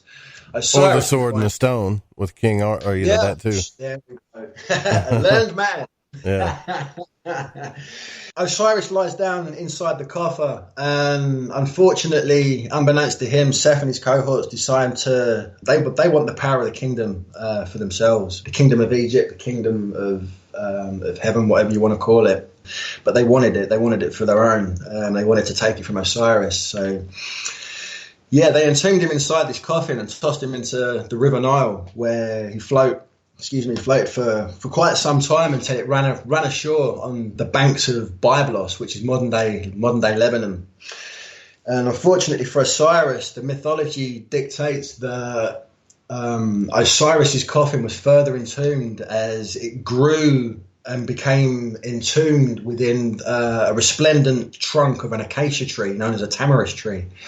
The king of Byblos heard about this magnificent tamarisk tree on the banks of his shores and ordered the felling of it. He wanted it to be carved into an ornate-looking pillar to hang in the halls of his palace, which is what he done. So we now have a trapped trapped god of Egypt somewhere entombed inside this tree, which is what ancient Egyptology keeps pushing today. Osiris, his wife, sister, actually learnt of her lover's ill-fated demise and actually pleaded with the king of Byblos to basically release Osiris from his grave, which he duly did.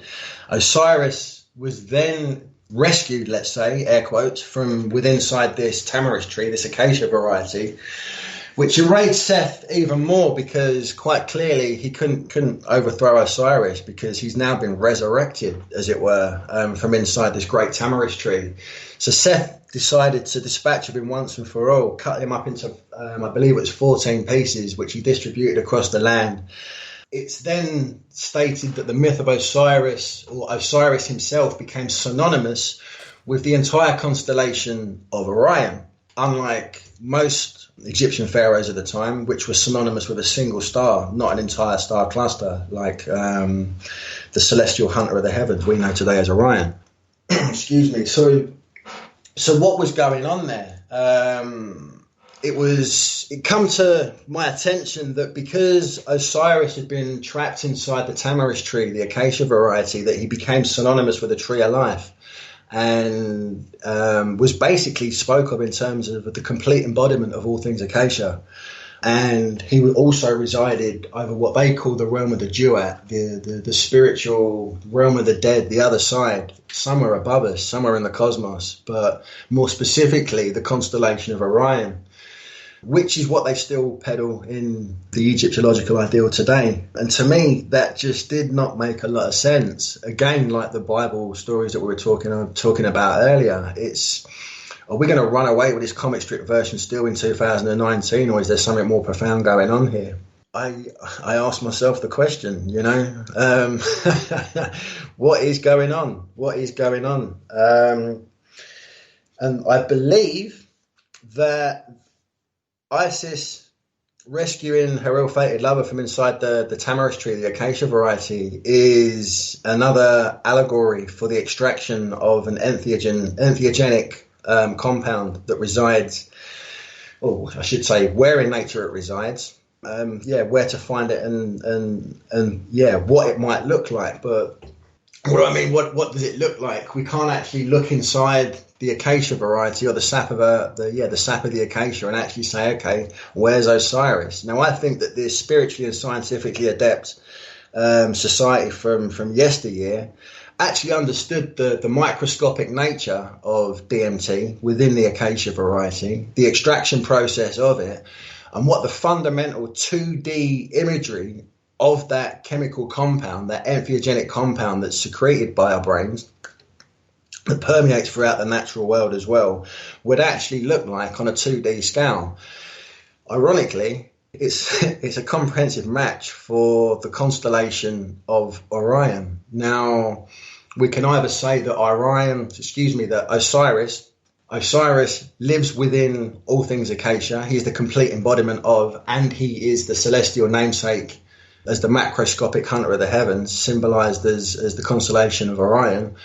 Or we can say there's the best way to say it is almost like a proverbial treasure hunt to the gods, if you know what I mean. Yeah, that's exactly what it feels like to me, like a labyrinth with really good clues that's been laid down that you can't find easily.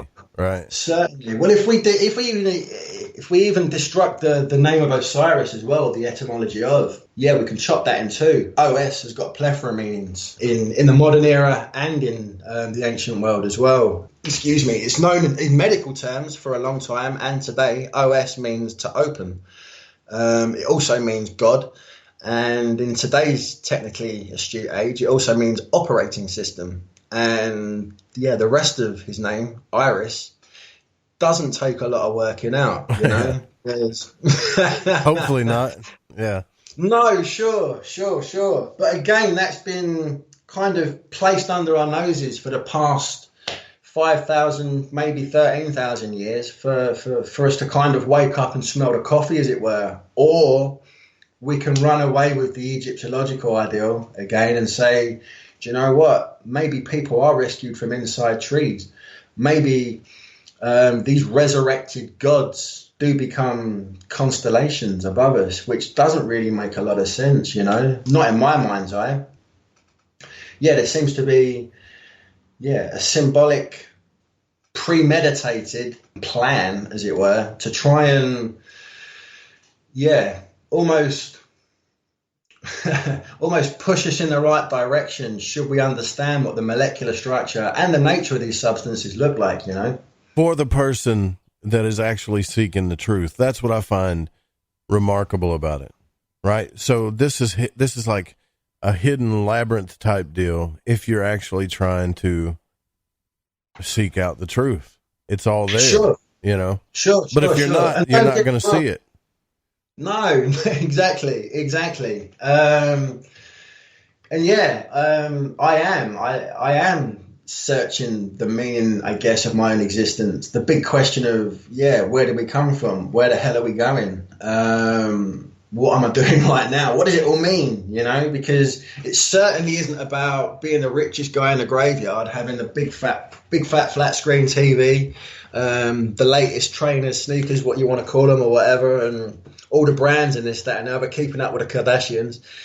It's not what life's about, And I think that's a mainstream distraction for people other than ourselves that want to look into the deeper meaning of life, Because don't get me wrong, for quite some time I used to like my football, and I was kind of blinded by it, I would train hard, I would play even harder, and football kind of was everything that life was about. You're talking about soccer, right? You ain't talking about American football. That and the NFL, to be fair. In all honesty, I found the NFL as well in 85. A long time ago now. But I was sold by it, That was right up my street.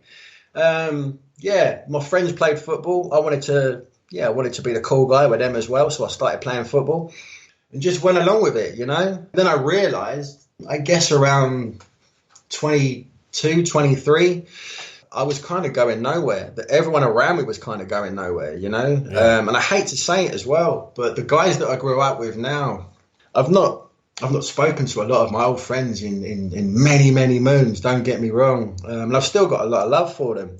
But I can guarantee that I could probably, with the aid of Big Brother, I could tell you what pub they're in right now, what they're drinking, what they're talking about. Nothing changes there in their world. But they're happy with that. And don't get me wrong, it's each to their own. Do you know what I mean? If you're happy keeping up with the Kardashians, if you're happy with football, if you're happy with that life, then that's rock and roll. But I think that when it actually comes to the nuts and bolts of it, when you actually, when your time is up, then questions you kind of threw to the side and didn't want to answer, You didn't want anything to do with religion. You didn't want anything to do with the esoteric scriptures. You didn't want anything to do with it. It was all too much because football was too much fun or whatever it was, or chasing girls and bits and pieces. Then questions will be at the forefront of your mind when you're about to take your last breath. There's no doubt in my mind about that. There's no doubt in my mind. And don't get me wrong. I don't claim to have the answers, not by a long chalk. Not by a long chalk. But somewhere in your life, you started asking the big questions. And that's my point, is like when a person reaches that stage, I think I might have answered my own question here. Like, why the allegories? Why not just write it on paper and put it in the sky or whatever? I think they made that for people that wanted to know, right? Yeah. Like the universe, it put it in buildings and structures and the night sky and everything. So when you were ready, it was there for you to know. Yeah, no doubt. Yeah, there's no doubt. And my only burning desire is that there were more inquisitive minds out there that weren't suckered or hoodwinked by the whole sport thing, the gladiatorial, let's all go to the ball game, let's all go home from work, turn on TV, put the handbrake on and do the same groundhog shit tomorrow and the day after and the day after. And don't get me wrong, I realise that everyone's got their own... we're all subject to our own reality, I've only found this out recently as well, being a dad for the first time, which is why my writing suffered a little bit. And my next book's going to be a handful of months as opposed to months ago, if you know what I mean. Yeah. And I do get that. And there's nothing wrong in wrapping yourself up in that world, because it is a beautiful world.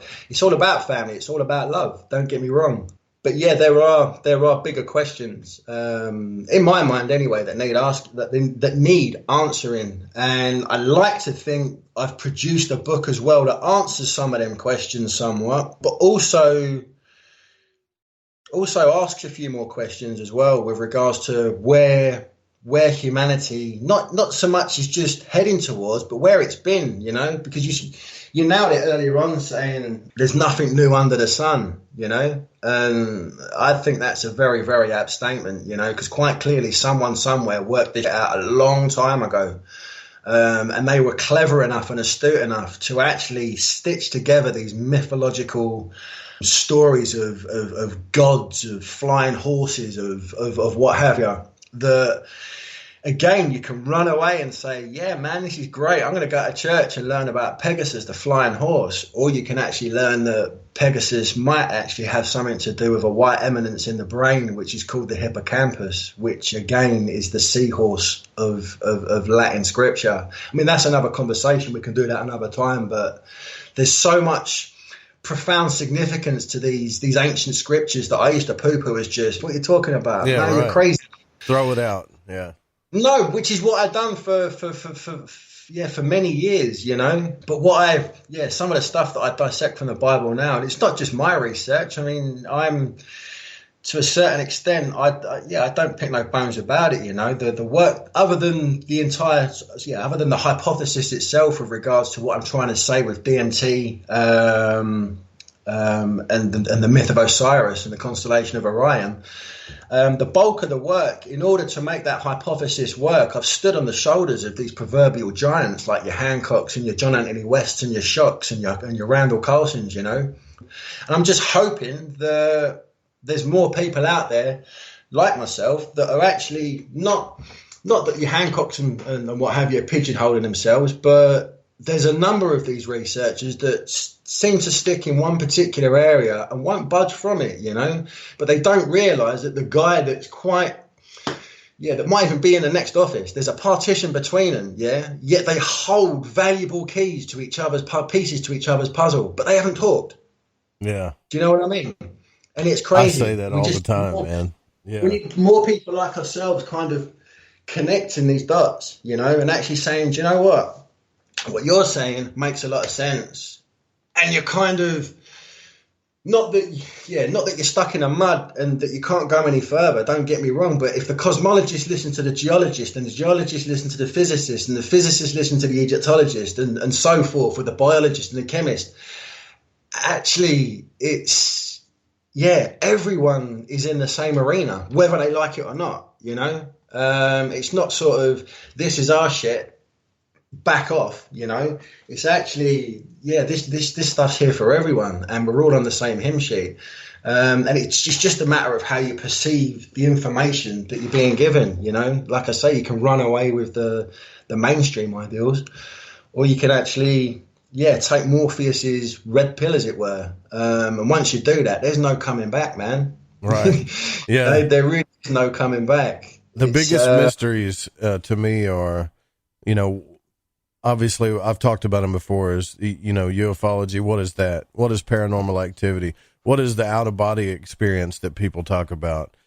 And what is the ancient wisdom that's hidden from us? And I believe that what you're tapping into in this book could be, I'm not saying that it is, but it very well could be the tie-in to all of it, right? Like, this is the one thing that allows us as humans to interface into that realm. And if we can pick apart this, if we can really begin to understand it, I mean, there's no telling where we would go as a society.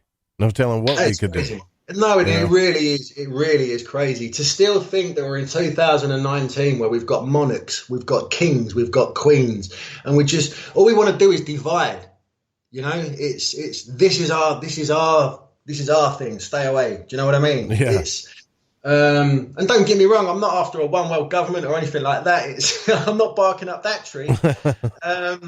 But with regards to your Graham Hancock citations, with regards to politicians having to undergo maybe a dozen ayahuasca ceremonies, you know, I'm not. He would say, you know, I don't care what flag you hold, where you come from, what religion you are, what your skin color is, where the borders of your country is. All I care about is who you are, what are your ideas, and what do you bring to the table, you know. And who's to say that everyone on my island is better than everyone on your island? It's like, come on, man, it's 2019, man. You know, it's absolutely crazy, but it still appears that those pulling the strings, the puppet masters, still want us to be divided. And the bigger picture is, if this stuff really does, there's a pun here somewhere, break through to the mainstream, I sincerely do believe we really could build a better world, you know?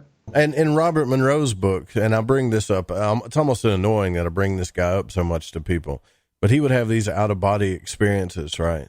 And in his third book, he ran into entities, into beings in the astral realm.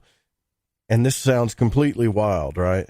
But they lived on a planet to where they could rest their human bodies under a tree or something, leave their body, go around, do whatever they wanted to do, and come back and go in the body, and then come back into physical existence. And you think, that is the wildest and stupidest thing I've ever heard in my life. But once that right there's the DMT experience. Yeah, once you really look into this, you're thinking, well, if we lived in a society where everybody was really trying to figure this out, I think that's possible. Yeah. As wild as it sounds, it's completely possible. Now, as far as I'm concerned, nothing's off the table, you know. I wouldn't poo-poo a ufologist. I wouldn't poo-poo a psychonaut. I wouldn't poo-poo... a lot of stuff that I might have thrown away as 10 years ago. Do you know what I mean? Yeah. It's... Because don't get me wrong, it's, again, like I say, I don't claim to have all the answers, not by a long chalk. I'm constantly not just learning, I think I'm kind of relearning. I think we're all relearning, you know. But I think that's why a lot of these psychedelic substances are deemed off limits, you know. It's like the war on drugs, I touch on it in the book. I mean, it's like, come on, the war on drugs, what does that even mean? You know, Dennis McKenna, quite famous. I mean, I'll probably butcher this as well, but he said, hate to break it to you folks, but the human experience is essentially a drug-induced experience. You know, the molecules kicking around in our brains and our minds that make up the human experience are hardwired to what's going on, to what makes sense, to what allows me and you to have this conversation. Without them, it don't work. It doesn't work. You know, and these guys can't all be wrong. You know, it is kind of crazy that we tell people what they can and can't do with their own consciousness. I mean, I understand if you got kids or if you're peddling stuff on the street or whatever, but if you're an adult and you're minding your own business and you're doing your own thing, that's freedom, man. There should be no laws against that.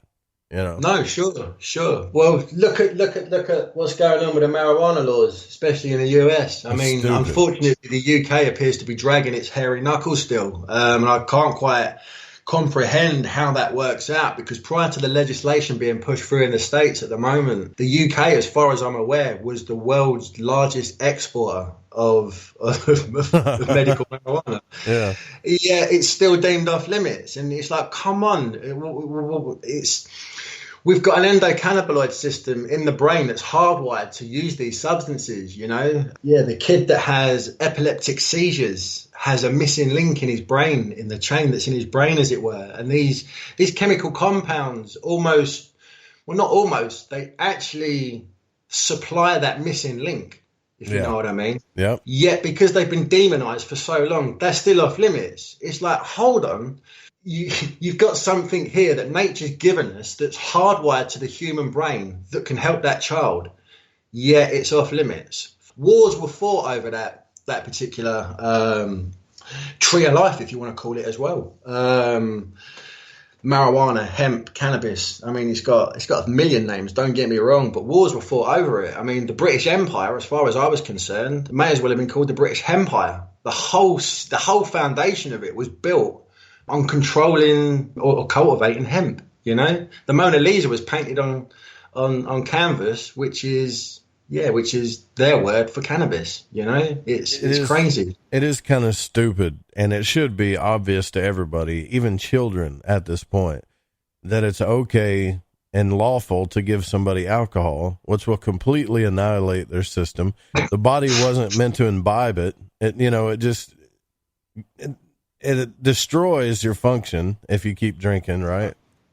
Yeah. But that's okay. You can take that and do that on your own time, but you can't take anything. Because I think when you're intoxicated on something like alcohol, you're not actually going to be thinking about the bigger questions in life. If you know, it's like, I don't know. That dude spilt his drink on me. That's a new shirt. Let's go outside. You know, I mean, when I was younger, I was in Amsterdam. My first experience in Amsterdam, I actually had that with one of the biggest looking dudes I've ever seen in my life, and I thought, yeah, I'm in trouble. I'm really in trouble. But he smiled, put down the pool cue. He said, "Where you from, brother?" I was, what? I mean, I was expecting the guy to park me up. I really was. I was just expecting, not a nice encounter. But the guy was just really laid back, you know. I mean, the only argument he wanted that night was who was going to have the last cookie that was sitting on the table. You know? I mean, yeah. And it's beautiful, but I mean, again, it's like we touched on it earlier on, the ayahuasca experience and politicians. If this shit makes you nice, that's got to be deemed illegal. You know, we want the world at war. Right. We want them fighting amongst each other. We don't want them uniting. You know what I mean? It's united we stand, divided we fall. I always wondered about that because I've talked to people about Gnosticism and stuff, and they talk about archons and all of these, other beings that are trying to control the minds, almost like this is a slave or imprisonment consciousness type deal. And I could see that, but at the same time, I still wonder, well, what if it's just the human condition? What if it's just the animal part of us that we're, given more attention and energy to than the spiritual and conscious part of us, Well, fight and flight's built into us. There is no doubt about that. I don't even think there's any argument with regards to the scientific world with the fight or flight mentality. But that said as well, the fight or flight only comes in, or should come in, when back in the day when the saber-toothed tiger was kind of sniffing. If you got a bear crawling up your backside or something. No, exactly. Yeah. Them saber-toothed tigers today are the guys that have had too much to drink and you've spilt some of yours on his shirt, which is a little bit stupid. Yeah, if we legalize these conscious expanding psychoactive substances that not put a grimace on your face, but put a smile on your face and kind of love neighbor and that as well, it's the status quo is in big trouble should that happen, because everybody is going to realize the puppet masters really ain't doing what's right for us, and there's no doubt about that in the world right now. How do the book The Spirit in the Sky, Ancient Cosmological Gods and Where in the World We Find Them, we'll leave all the links in the show notes and stuff, and man, I will definitely keep tabs on what you're doing. And I really appreciate you coming on the broadcast. I know the fellows at Dreamin' Jaguars, they said, look, they kept coming to me and said, look, if you don't interview this guy, I'm not talking to you anymore. Right.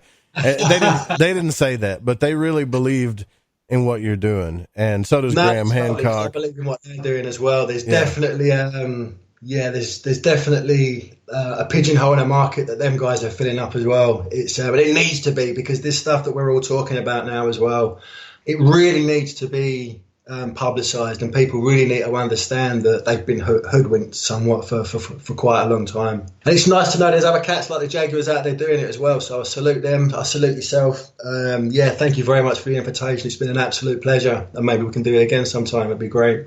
Yeah, and thanks for coming on the broadcast. I really appreciate it. My pleasure. Thank you very much, sir. All right, everybody, go get the book, The Spirit in the Sky. It's on Amazon by RN Vot. You need to get that now. I've got it. I've got a signed copy here. When we come back, we're going to discuss a little bit more about this.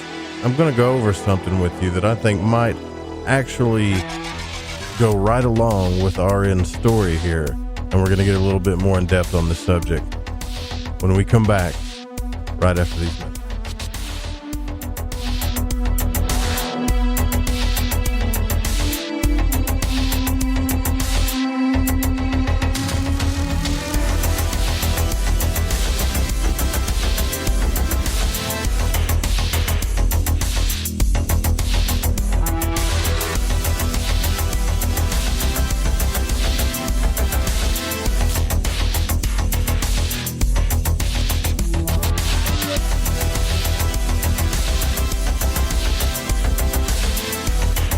This is Corbin, son of the one and only Joe Roop, and you're listening to The Fringe FM.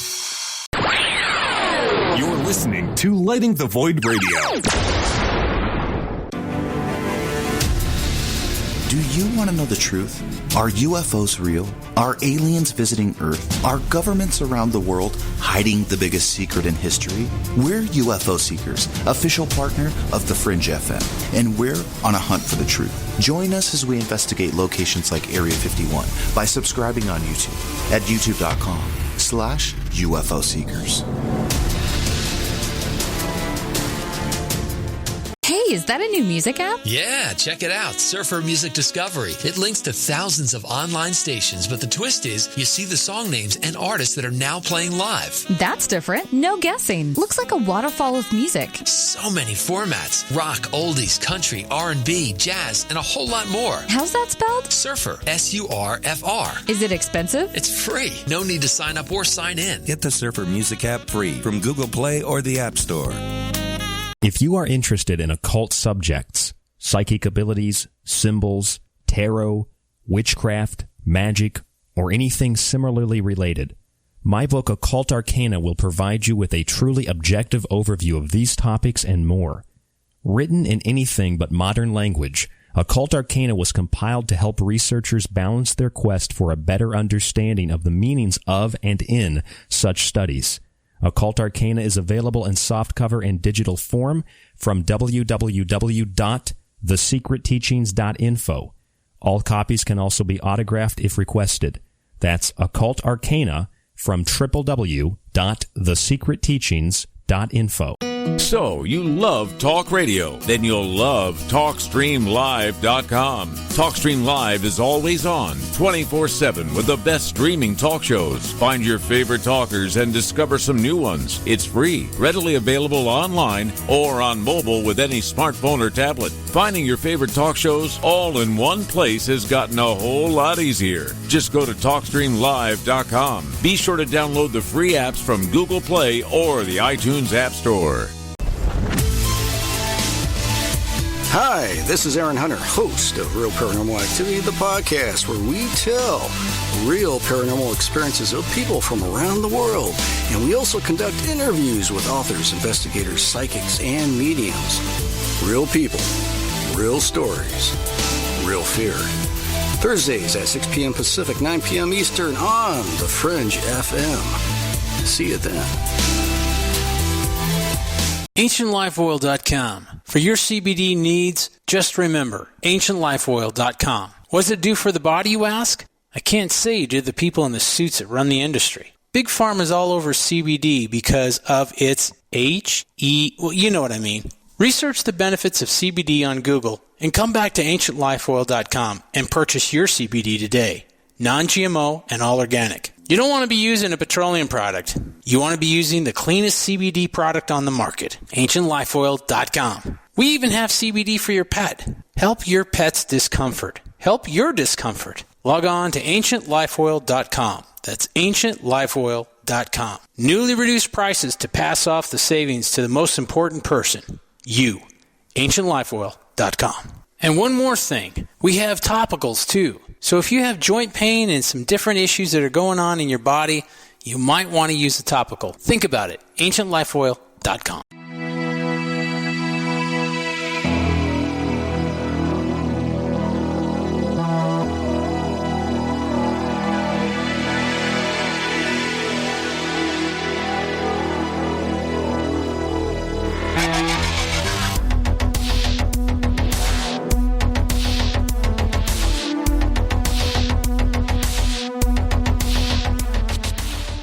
All right, welcome back to Lighting the Void. I want to thank RN Vot for coming on the program.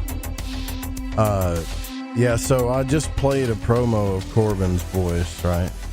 And it was just like a couple of years ago that he had a baby voice. Man, it's so crazy. Right, so listen to this. Just listen to this, just real quick. Little inside stuff. Listen to this. This is Corbin, and you're listening to KTLK, The Fringe FM. That was like it felt like it was only maybe a couple of years ago. Now this. This is Corbin, son of the one and only Joe Roop, and you're listening to The Fringe FM. Time is ticking by too fast. It really is. Anyways, I wanted to get into this a little bit deeper with you guys, right? And that was a great conversation, but I wanted to get into this just a little bit deeper with this text that I've talked about several times on the program.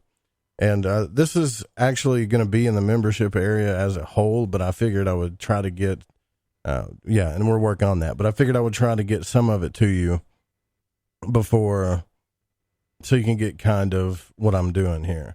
So in the membership area, we're going to have commercial-free archives. It's going to be really cheap. Everybody can afford it, and then everybody that's donating too will also be involved with that. But I'm going to have certain audiobooks that I think that you guys probably want to know about. And this text has some profound stuff in here. So if you're like Orthodox or regular Christian, maybe you won't like it, right? Maybe it won't resonate with you. Maybe it'll upset you. I don't know. But I found it completely profound. So this is a brochure by Manly P. Hall that was called The Occult Anatomy of Man, which is the super hidden secret stuff about the human body. And if you've listened to the show in the past, then you know that a lot of this stuff that we're going to be talking about in this text is actually, it's kind of already answered that. So it's kind of up to you to believe it, right? And it's called The Occult Anatomy of Man. It used to have the Secrets of Freemasonry on it, but it's called The Human Body in Symbolism. And he talks about, in Scripture, we are told that God made man in his own image. It is so stated not only in the Christian Bible, but also in the holy writings of nearly all enlightened people. The Jewish patriarchs taught that the human body was the microcosm, or the little cosmos, made in the image of the macrocosm, or the great cosmos. This analogy between the finite and the infinite is said to be one of the keys by the aid of which the secrets of Holy Writ are unlocked. There is no doubt, now check this part out, there's no doubt that the Old Testament is a physiological and anatomical textbook to those capable of reading it from a scientific viewpoint. Have you ever thought about reading the Bible scientifically? Well, it goes on here. The functions of the human body, the attributes of the human mind, and the qualities of the human soul have been personified by the wise men of the ancient world, and a great drama has been built around their relationships to themselves and to each other. To the great Egyptian demigod Hermes, the human race owes its concept of the law of analogy. The great Hermetic axiom was that which is above is like unto that which is below, and that which is below is like that which is above. The religions of the ancient world were all based upon nature worship, which, in a degenerated form, has survived to our own clay as phallicism, or to our own day. Sorry, that's a typo. But the worship of the parts and functions of the human body began in later Lemurian period, and during the Atlantean epoch, this religion gave place to sun worship. Now, I have no idea why Manly P. Hall is so certain that there was an Atlantis, but I've yet to figure that out. But he always talks in his text as if there was an Atlantis. But regardless, we're trying to get into like the deep secrets of the human body and how it relates to the universe, right? So he goes on, but the new faith incorporated into it. They do many of the rituals and symbols of the previous belief, but the building of temples in the form of the human body is a custom common to all peoples. The tabernacle of the Jews, the great Egyptian temple of Karnak, the religious structures of the Hawaiian priests, and the Christian churches laid out in the form of the cross are examples of this practice. If the human body were laid out with the arms spread in the shape of any of these buildings, it would be found that the high altar would occupy the same relative position in the building that the brain occupies in the human body. All the priests of the ancient world were anatomists. They recognized that all the functions of nature were reproduced in miniature in the human body. They therefore used man as the textbook, teaching their disciples that to understand man was to understand the universe. These wise men believed that every star in the heavens, every element in the earth, and every function in nature was represented by a corresponding center or activity within the human body. This correlation between nature without and the nature of man within, which was concealed from the multitudes. Remember that part, which was hidden. Let's just say hidden from people, formed the secret teachings of the ancient priestcraft. Religion at Atlantis and Egypt was taken much more seriously than it is today. It was the very life of these people. The priests had complete control over the millions of ignorant men and women who had been taught since childhood that these robed and bearded patriarchs were direct messengers from God, and it was believed that any disobedience to the commands of the priests would bring down upon the offender's head the wrath of the Almighty. The temple depended for its maintenance upon its secret wisdom, which gave its priests control over certain powers of nature and made them vastly superior in wisdom and understanding to the laity whom they controlled. These wise ones realized that there was a great deal more involved in religion than the chanting of mantras and the singing of hymns. They realized that the path of salvation could be walked successfully only by those who had practical, scientific knowledge of the occult, let's just call that the hidden function of their own bodies. The anatomical symbolism, which they evolved in order to perpetuate this understanding, has come down to modern Christianity, but the keys to it apparently have been lost. It is a tragic situation for religionists that they are surrounded by hundreds of symbols which they cannot understand, but it is still even sadder that they have even forgotten that these symbols ever had any meaning other than the foolish interpretations which they themselves have concocted. The idea prevalent in the minds of Christians that their faith is the one and only true inspired doctrine and that it came parentless into the world is unreasonable in the extreme. A study of comparative religions proves beyond the doubt that Christianity has begged, borrowed, and stolen its philosophies and concepts from the religions and philosophies of the ancient and medieval pagan worlds. Among the religious symbols and allegories which belonged to the world long ago before the coming of Christianity are few to which we would like to call to your attention. The following Christian symbols and concepts are of pagan origin. Now, this is going to get into the body here in just a second, but you got to realize what this is all about first. The Christian cross comes from Egypt and India, the triple mitre from the faith of the Mithraics, the shepherd's crook from the Hermetic mysteries and Greece, the Immaculate Conception from India, the Transfiguration from Persia, and the Trinity from the Brahmins. The Virgin Mary, as the Mother of God, is found in a dozen different faiths. There are over 20 crucified world saviors. The church steeple is an adaptation of Egyptian obelisks and pyramids, while the Christian devil is the Egyptian Typhon, with certain modifications. The deeper one goes into the problem, the more he realizes that there is nothing new under the sun. A truly sincere study of the Christian faith proves beyond all doubt that it is the evolutionary outgrowth of primitive doctrines. There is an evolution in religion as well as in physical form. If we accept and incorporate into our doctrines the religious symbolism of nearly 40 peoples, it behooves us to understand, at least in part, the meaning of the myths and the allegories which we borrow, lest we become more ignorant than those from which we secured them.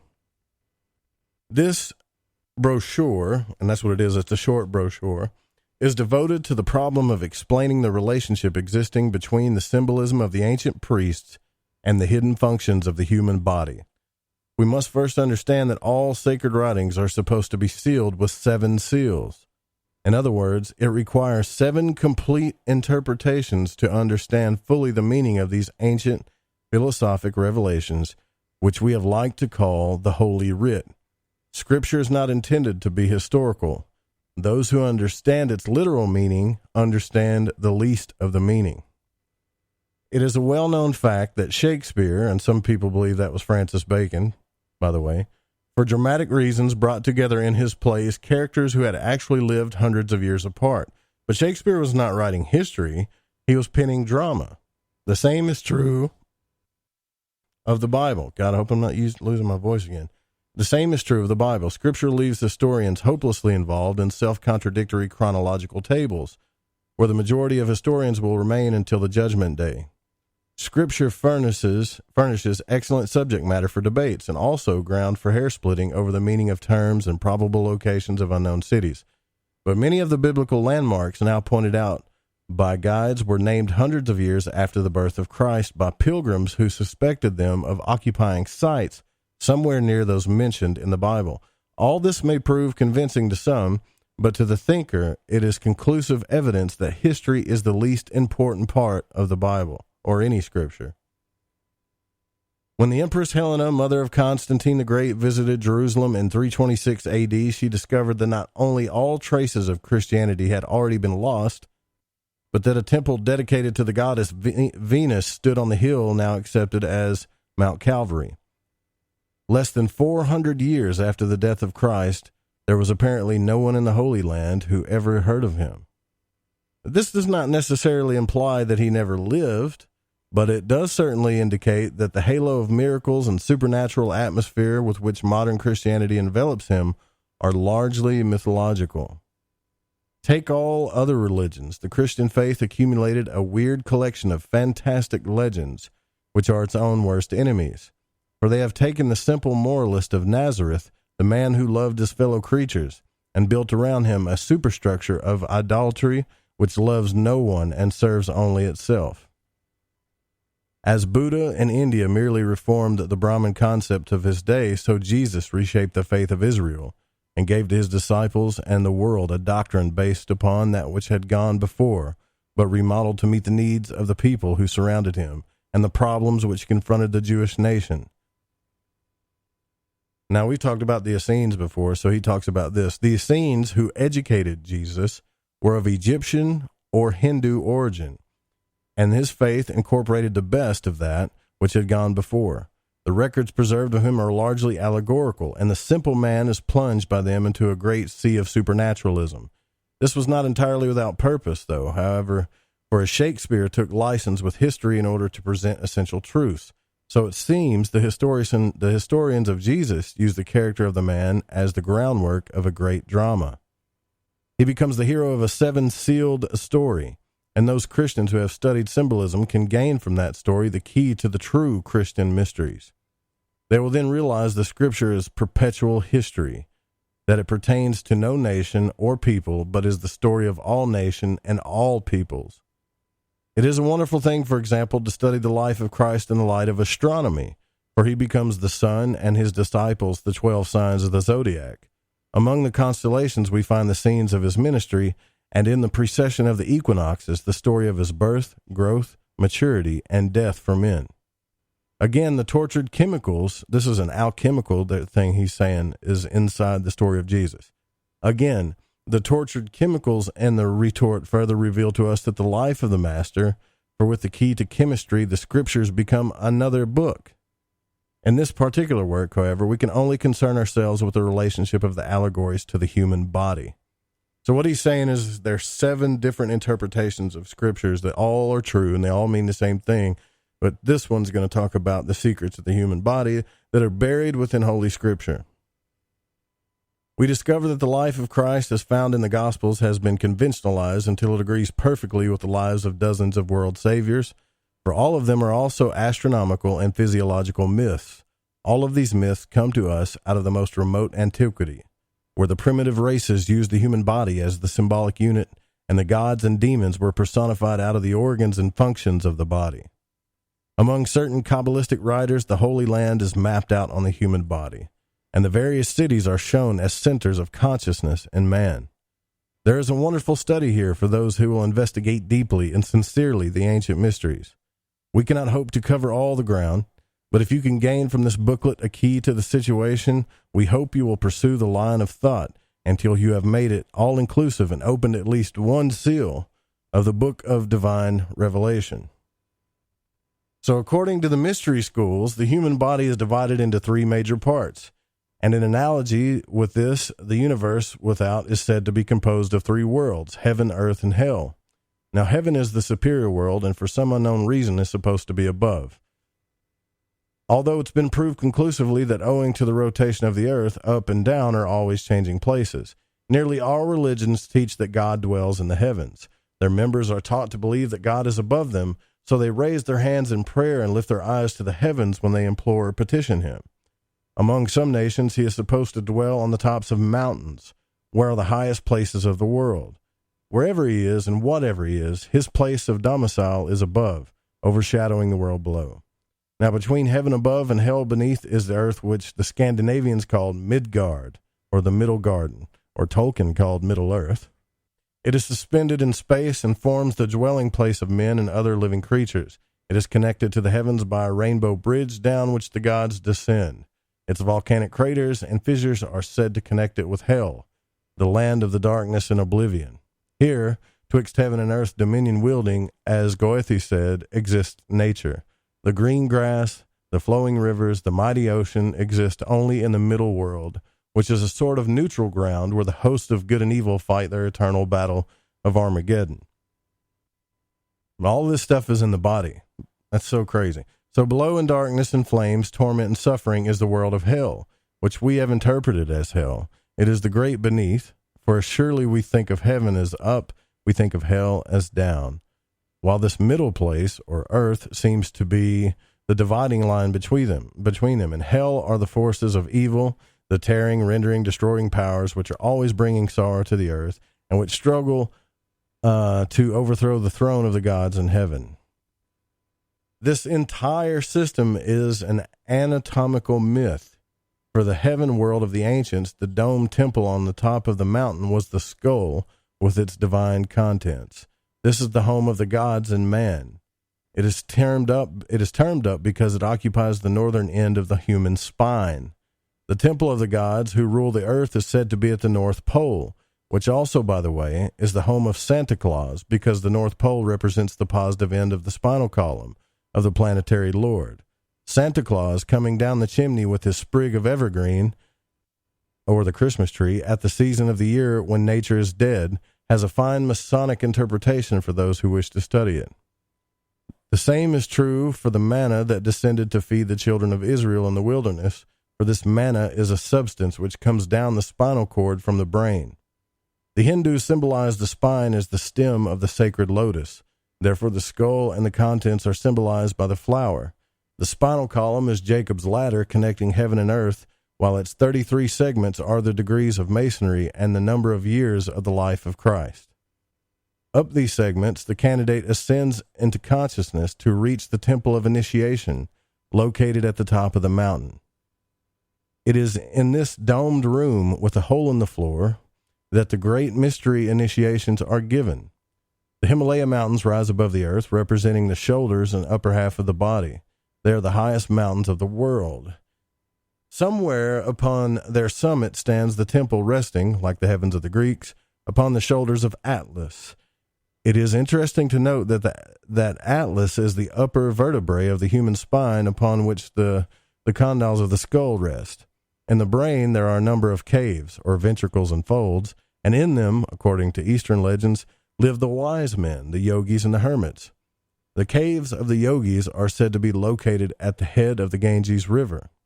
Every religion has its sacred river. To the Christians, it's the Jordan. To the Egyptians, it's the Nile. While to the Hindus, it's the Ganges. The sacred river is actually the spinal canal, which has its source among the peaks of mountains. The holy men in their retreats represent the spiritual sight in the human brain and are the 7 sleepers of the Quran who must remain in the darkness of their caves until the spirit revitalizes them. It's pretty wild stuff, right? The brain is the upper room referred to in the Gospels where Jesus met his disciples, and it is said that the disciples themselves represent the 12 convolutions of the brain. It is these 12 convolutions which later send their messages by means of the nerves into the body below to convert the Gentiles or preach the gospel in the Middle Earth. These 12 convolutions gather around the central opening in the brain, which is the third ventricle, which is the Holy of Holies, the mercy seat, where between the spreading wings of the angels Jehovah talks with the high priest, and where both day and night the Shekinah's glory hovers. From this point also the spirit finally ascends from Golgotha, which is the place of the skull. It is a clairvoyant fact that the spirit not only leaves but also enters the body through the crown of the head, probably giving rise to the story of Santa Claus and his chimney. The Trinity in man lives in the three great chambers of the human body, from which they radiate their power throughout the three worlds. These centers are the brain, the heart, and the reproductive system. These are the three main chambers of the pyramid, and also the rooms in which are given the interpreted apprentice, the fellowcraft, and the master mason degrees of Blue Lodge Masonry. In these three chambers dwell the Father, the Son, and the Holy Ghost, who are symbolized by the three-letter word Om, or A-U-M. Or Om. Yeah, that one. The transmutation, regeneration, and unfoldment of these three great centers result in the sounding of the lost word, which is the great secret of the Masonic order. From the spinal nerves comes impulses and life forces which make this possible. Therefore, the Mason is told to consider carefully his substitute word, which means the marrow of the bone. In the cerebellum, or posterior brain, which has charge of the motive system of the human body, is the only brain developed in the animal, is to be found a little tree-like growth, which has long been symbolized by a sprig of acacia, and as such is referred to in the Masonic allegory. The two lobes of the cerebrum were called by the ancients Cain and Abel, and have much to do with the legend of the curse of Cain, which is literally the curse of unbalance. For the murder of the spirit of equilibrium or balance, Cain is sent forth a wonder upon the face of the earth. Now, I have in my possession, and not me, this is Manly P. Hall, I have in my possession a very remarkable skull which originally rested on the shoulders of a homicide. It is of high organic quality, but bears the curse of Cain. That's kind of creepy, Manly. This individual had a grudge which he nursed very carefully, and nursed grudges sometimes become very dangerous things. This person swore that when he met a certain man, he would cut his heart out and throw it in his face. A number of years passed, and his hatred grew. And at last, meeting his enemy, he attacked him and fulfilled his threat. He was hanged for the crime, but the skull bearing the testimony to the brain reveals a very interesting fact. The right half of the brain is under the control of Mercury, the planet of intelligence, and as a result of the crossing of the brain nerves at the base of the skull, it rules the left side of the body. The left half of the brain, under the control of Mars, which is the spirit of anger and impulse, rules the right side of the body, and likewise the strong right arm. As a result of his hatred and the rulership of Mars, which grew out of the hatred, the left rear side of the brain is fully twice the size of the right side. The individual allowed Mars to control his nature. This impetuosity of Mars ruled him, and he paid with his life for the mark of Cain. Science knows there is a very narrow line between genius and insanity, and for any dominating vice or virtue, man must pay with unbalance. Unbalance always distorts the viewpoint, and distorted viewpoints are unfailingly productive of misery. Like, remember that gray area we always talk about? So in the skull is the switchboard which controls the activities of the body. Every function of man below the neck is controlled by a center of consciousness in the brain. Proof of this is the fact that injury to certain centers of the brain results in paralysis of various parts of the body. Medical science now knows that the spinal cord is an elongation of the brain, and some authorities even claim that the cord to be capable of intelligent throughout its entire length. This cord is the flaming sword which is supposed to have stood at the gates of the Garden of Eden. The Garden of Eden is the skull, within which is a tree bearing 12 manner of fruit. The brain is filled with vaulted chambers and passageways which have their correspondence in the spans and arches of the temples, while the third ventricle is undoubtedly the king's chamber of the Great Pyramid. The spinal cord is the serpent of the ancients. In Central and South America, the savior god is called Quetzalcoatl. His name means feathered serpent, and this has always been his symbol. This is the brazen serpent raised by Moses in the wilderness. The 9 rattles on the tail of the serpent are called the number of man, and they represent the sacral and coccygeal bones, I probably said that wrong, with whose centers the secret of human evolution is contained. Okay, we got to take a short break here because I'm behind on breaks. I'm so sorry, but I'll make this one quick. We'll be right back. We're just got through talking to RN Vot. We're looking into the occult and hidden anatomy of man. Stay with me. We'll be right back.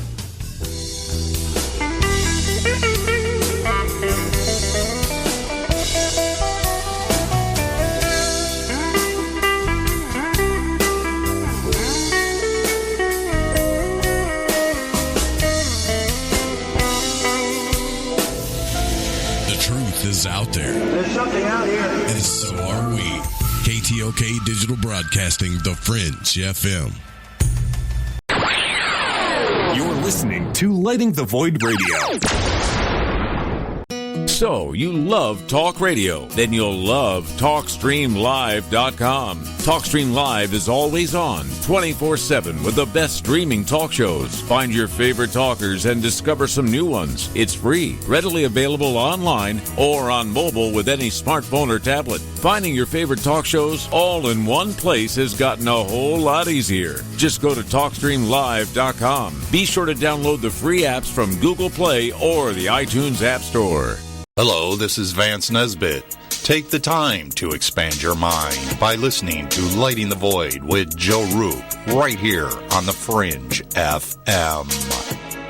Hey, is that a new music app? Yeah, check it out. Surfer Music Discovery. It links to thousands of online stations, but the twist is you see the song names and artists that are now playing live. That's different. No guessing. Looks like a waterfall of music. So many formats. Rock, oldies, country, R&B, jazz, and a whole lot more. How's that spelled? Surfer. S-U-R-F-R. Is it expensive? It's free. No need to sign up or sign in. Get the Surfer Music app free from Google Play or the App Store. Okay, here we go. AncientLifeOil.com. AncientLifeOil.com. Now, this is for CBD. AncientLifeOil.com. Again, for CBD. Where do I get CBD? AncientLifeOil.com. It's pretty good stuff. Organic, non-GMO. We are the Ferrari of CBDs. AncientLifeOil.com. You know, they say when you mention a person's name 3 times when you first meet, that you're going to remember. So I'd say to you, nice to meet you, AncientLifeOil.com. It's AncientLifeOil.com, right? Nice to know that you help people. AncientLifeOil.com. Think about this. Occasional stress, occasional anxiety, occasional inflammation, occasional stiffness, and intruders that get you down. AncientLifeOil.com. Okay, so I'm going to give you a fact for the day. So Ancient Life Oil does not help you with business deals. Hold on a second. If you feel better, it could help you make a better decision. Okay, I'm wrong. Just remember to go to AncientLifeOil.com.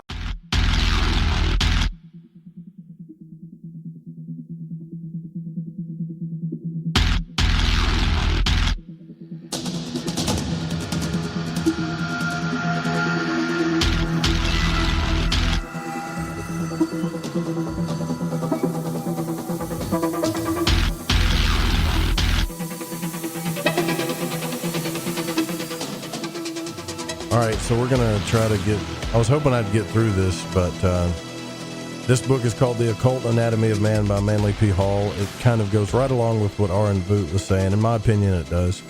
We'll have this in the membership area, but to be honest, to get that, you'll just hear me reading it, really, in my comments. But there are other people like Josh Reeves and others that have already read this book on YouTube, so you can hear it in whole on YouTube. Just being honest with you here about that. All right, so every organ of the physical body is reproduced in the brain, where it can be traced by the law of analogy. There are 2 embryonic human forms, one male and the other female, twisted together in the brain. These are the yin and the yang of China, the black and the white dragons biting each other. One of these figures has its organ of expression, the pineal gland, and the other the pituitary body. These are the 2 ductless glands that are well worth consideration, for they are very important factors in the unfolding of human consciousness. It is known that these glands are larger and more active in higher grades of mentality than in those of lower quality. And in certain congenital idiots, they are very small.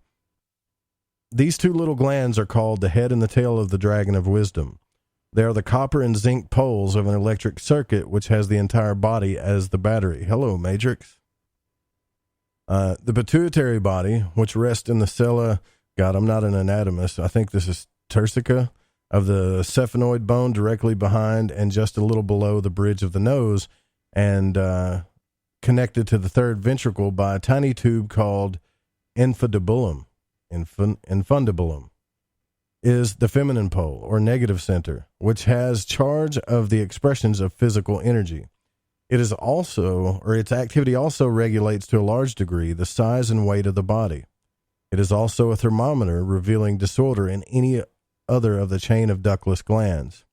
Endocrinology, which is the study of the ductless glands and their secretions, is still in its experimental stage, but someday it will be revealed as the most important of all medical sciences. Now, this was written back in, I think 1920 something, so I don't know where we are on endocrinology. But the pituitary body is known under the following symbols by the ancient world: the alchemical retort, the mouth of the dragon, the Virgin Mary, the Holy Grail, the lunar crescent, the laver of purification, one of the cherubim of the ark, the Isis of Egypt, the Radha of India, and the fish's mouth.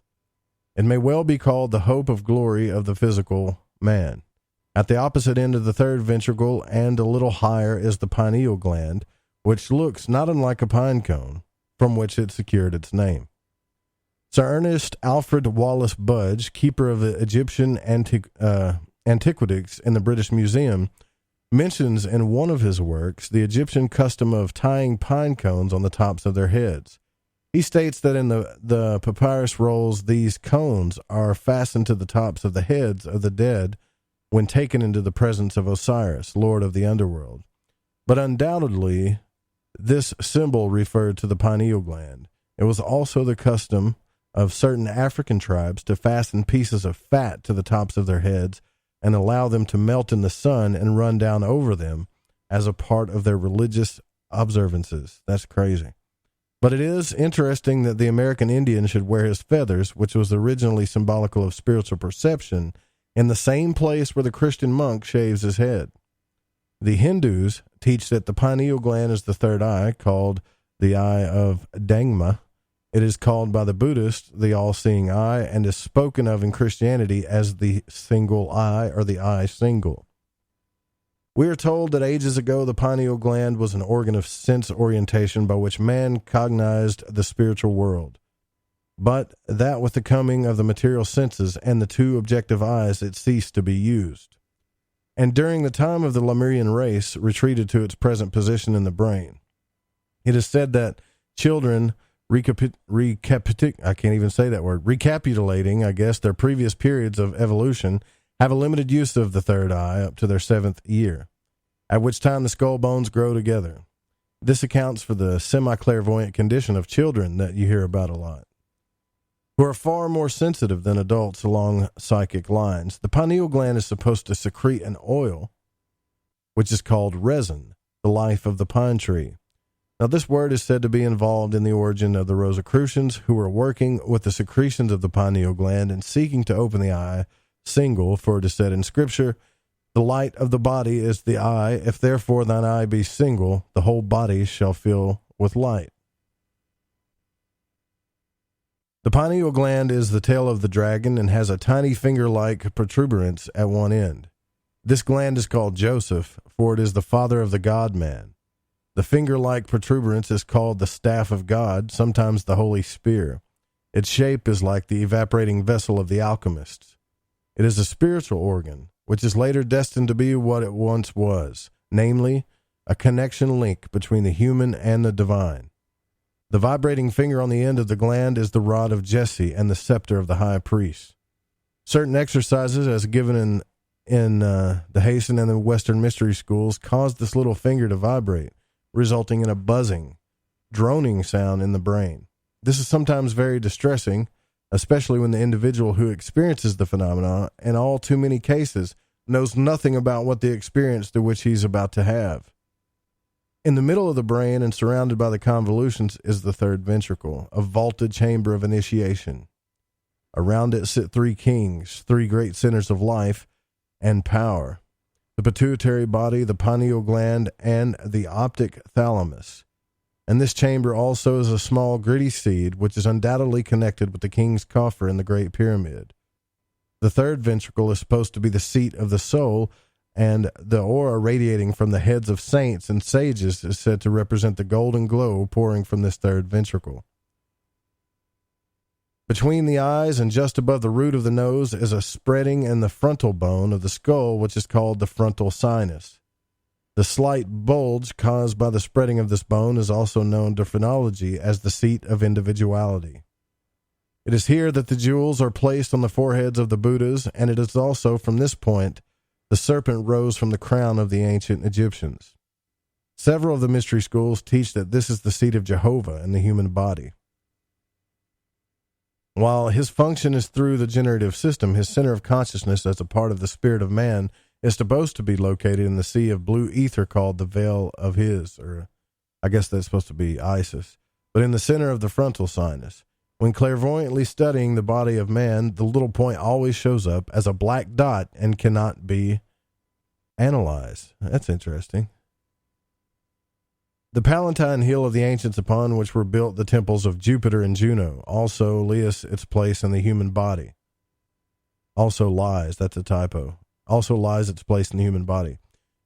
The palate bone is a sort of hill-shaped structure, and right above it are the orbital cavities containing the two eyes, which are the Jupiter and Juno of the ancient world. The cross, of course, represents the human body. The upper limb of it is the head of man rising above the horizontal line of his outstretched arms. As already stated, the great churches and cathedrals of the world have been built in the form of a cross and contain where the head should be, or a cross is always where the head should be, the altar upon which are burning lighted candles. These candles are symbolic of spiritual sense centers in the brain, while the custom of placing a rose window over the altar suggests the soft place in the top of the skull. The skull, the upper room in Scripture, is the sanctum sanctorum of the Masonic temple, and to it only the pure can aspire. The winged bone, which medical science knows as the, siphonoid, or is the Egyptian scarab carrying in its claws the pituitary body and also bearing aloft the gleaming spark of immortality located in the frontal sinus. And this is crazy, man. This is like one of the, so he said there's 7 different meanings to Scripture, and this is just one. So there's like an alchemical interpretation, an astrological interpretation, but anyways. So to think that this is just one interpretation of that is what's really kind of wigging me out. That there are 7 other interpretations of all of this Scripture that are just as true as this. Or the 7 seals, I guess. So we are told in ancient mythologies that the gods came down from heaven and walked with men, instructing them in the arts and sciences. In a similar way, the godlike powers in man descended from the heavens, from the heaven world of his brain, to carry on the work of constructing and reconstructing natural substances. We are told that in the ultimate of evolution, man's body will slowly be dissolved back again into the brain, which was its origin, until nothing remains but 7 globular centers radiating 7 perfect sense perceptions, which are the spirits before the throne, and the saviors which he is bringing into the world to redeem it through the 7 periods of his growth. Man is an inverted plant, gaining his nourishment from the sun as the plant does from the earth. As the life of the plant ascends its stem to nourish its leaves and branches, so the life of man, rooted in the brain, descends to produce the same result. This life descending is symbolized as the world saviors who come down into the world to die for men. Later, these lives are returned again to the brain, where they glorify man before all the worlds of creation. So much of the story of the brain. Now let us consider the next of man's marvelous parts, namely the spinal column. Jesus, that was just the brain. Connecting the 2 worlds, heaven above and the sphere of darkness below, is the spinal column, a chain of 33 segments protecting with them the spinal cord. This ladder of bones plays a very important part in the religious symbolism of the ancients. It is often referred to as a winding road or stairway, and sometimes it's called the serpent, at other times the wand or scepter. The Hindus teach that there are 3 distinct canals or tubes in the spinal system. They call them Ida, Pingala, and Shushmana. These tubes connect the lower generative centers of the body with the brain. The Greeks symbolized them by the caduceus or winged staff of Hermes. This consisted of a long rod and the central Shushmana, which ended in a knob or ball, and the pons of the medulla oblongata. On each side of this knob are wings arched over, used to represent the 2 lobes of the cerebrum. Up this staff and twisted around it wind 2 serpents, one black and the other white. These represent the Ida and Pingala. The ancient Hindus have a legend concerning the goddess of Kundalini, in which it is said that She descended by means of a ladder or cord from heaven to a little island floating in the great sea. Connecting this with embryology, it is evident that the ladder of the cord represents the umbilical cord, while the little island is the solar plexus. When the ladder is cut away from the heaven and the goddess flees in terror to a cave, or the sacral plexus, where she hides far from the sight of men. Like Amaterasu, the Japanese goddess of the shining face, she must be lured from her cave, for while she is there and she refuses to come forth, the world is in darkness. For while she is there and refuses to come forth, the world is in darkness. Kundalini is a Sanskrit word meaning a serpentine or twisting gas of force. This force, so the Eastern sages claim, can be drawn up through the central spinal canal, or the Sushumna. When the essence strikes the brain, it pins the center of spiritual consciousness and inner perception, bringing with it spiritual illumination.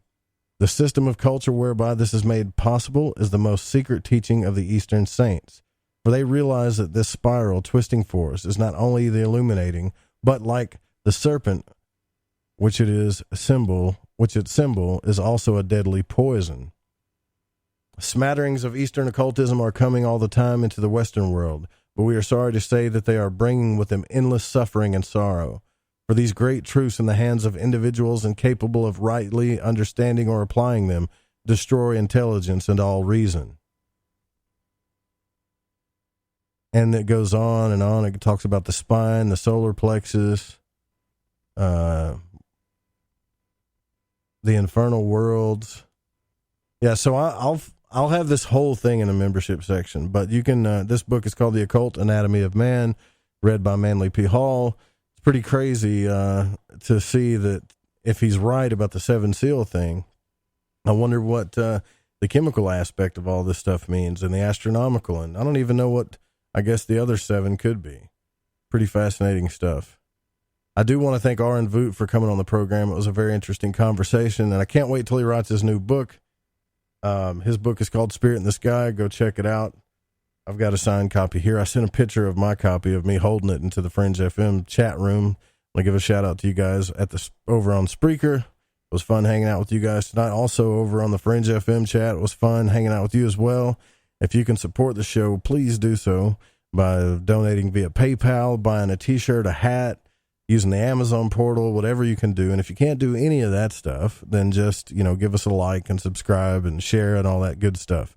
But we do got to get out of here. And don't forget that this show was produced by the Fringe FM and cannot be syndicated without written permission. And music was by Chronox, main music by Chronox, Guitar Man by Bundy, other music by Space Station, Kevin MacLeod, in the public domain.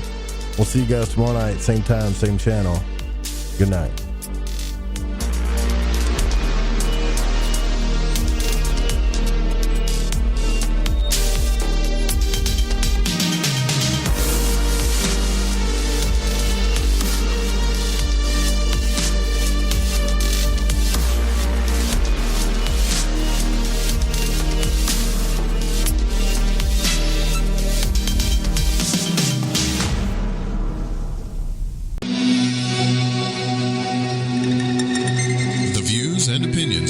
On this program do not necessarily reflect those of the Fringe FM, KTLK Digital Broadcasting, its sponsors, affiliates, or staff.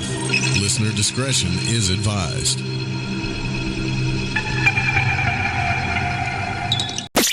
We told you weeknights on the Fringe FM are now even better, and we mean it. Do it live! Where else can you hear the best shows and the best talent? Kick off your evening with our newest host, Alex Exum, live at 7 p.m. Pacific, 10 Eastern. Hang out with me, Joe Roop, on Lighting the Void at 9 Pacific, midnight Eastern. Ryan Gable expands your mind on the secret teachings at midnight Pacific, 3 a.m. Eastern. We're bringing the heat every single night. Fire it up, the Fringe FM. Yahoy there! This is Gigi from Shift Happens. And holy shit, you're listening to KTLK, The Fringe FM. Hey, don't you dare turn that stupid.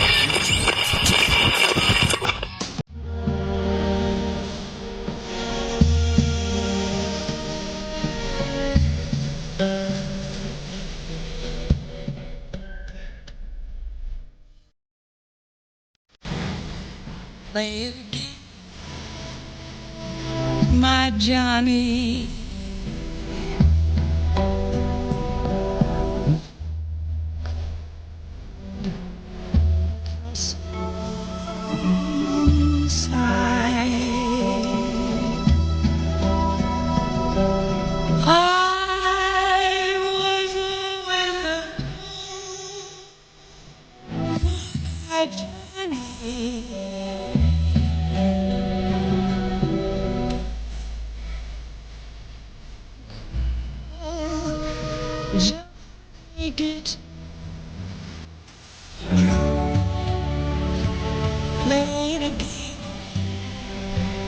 Johnny guitar. The Great War, of course. Yeah, WW2s and all things.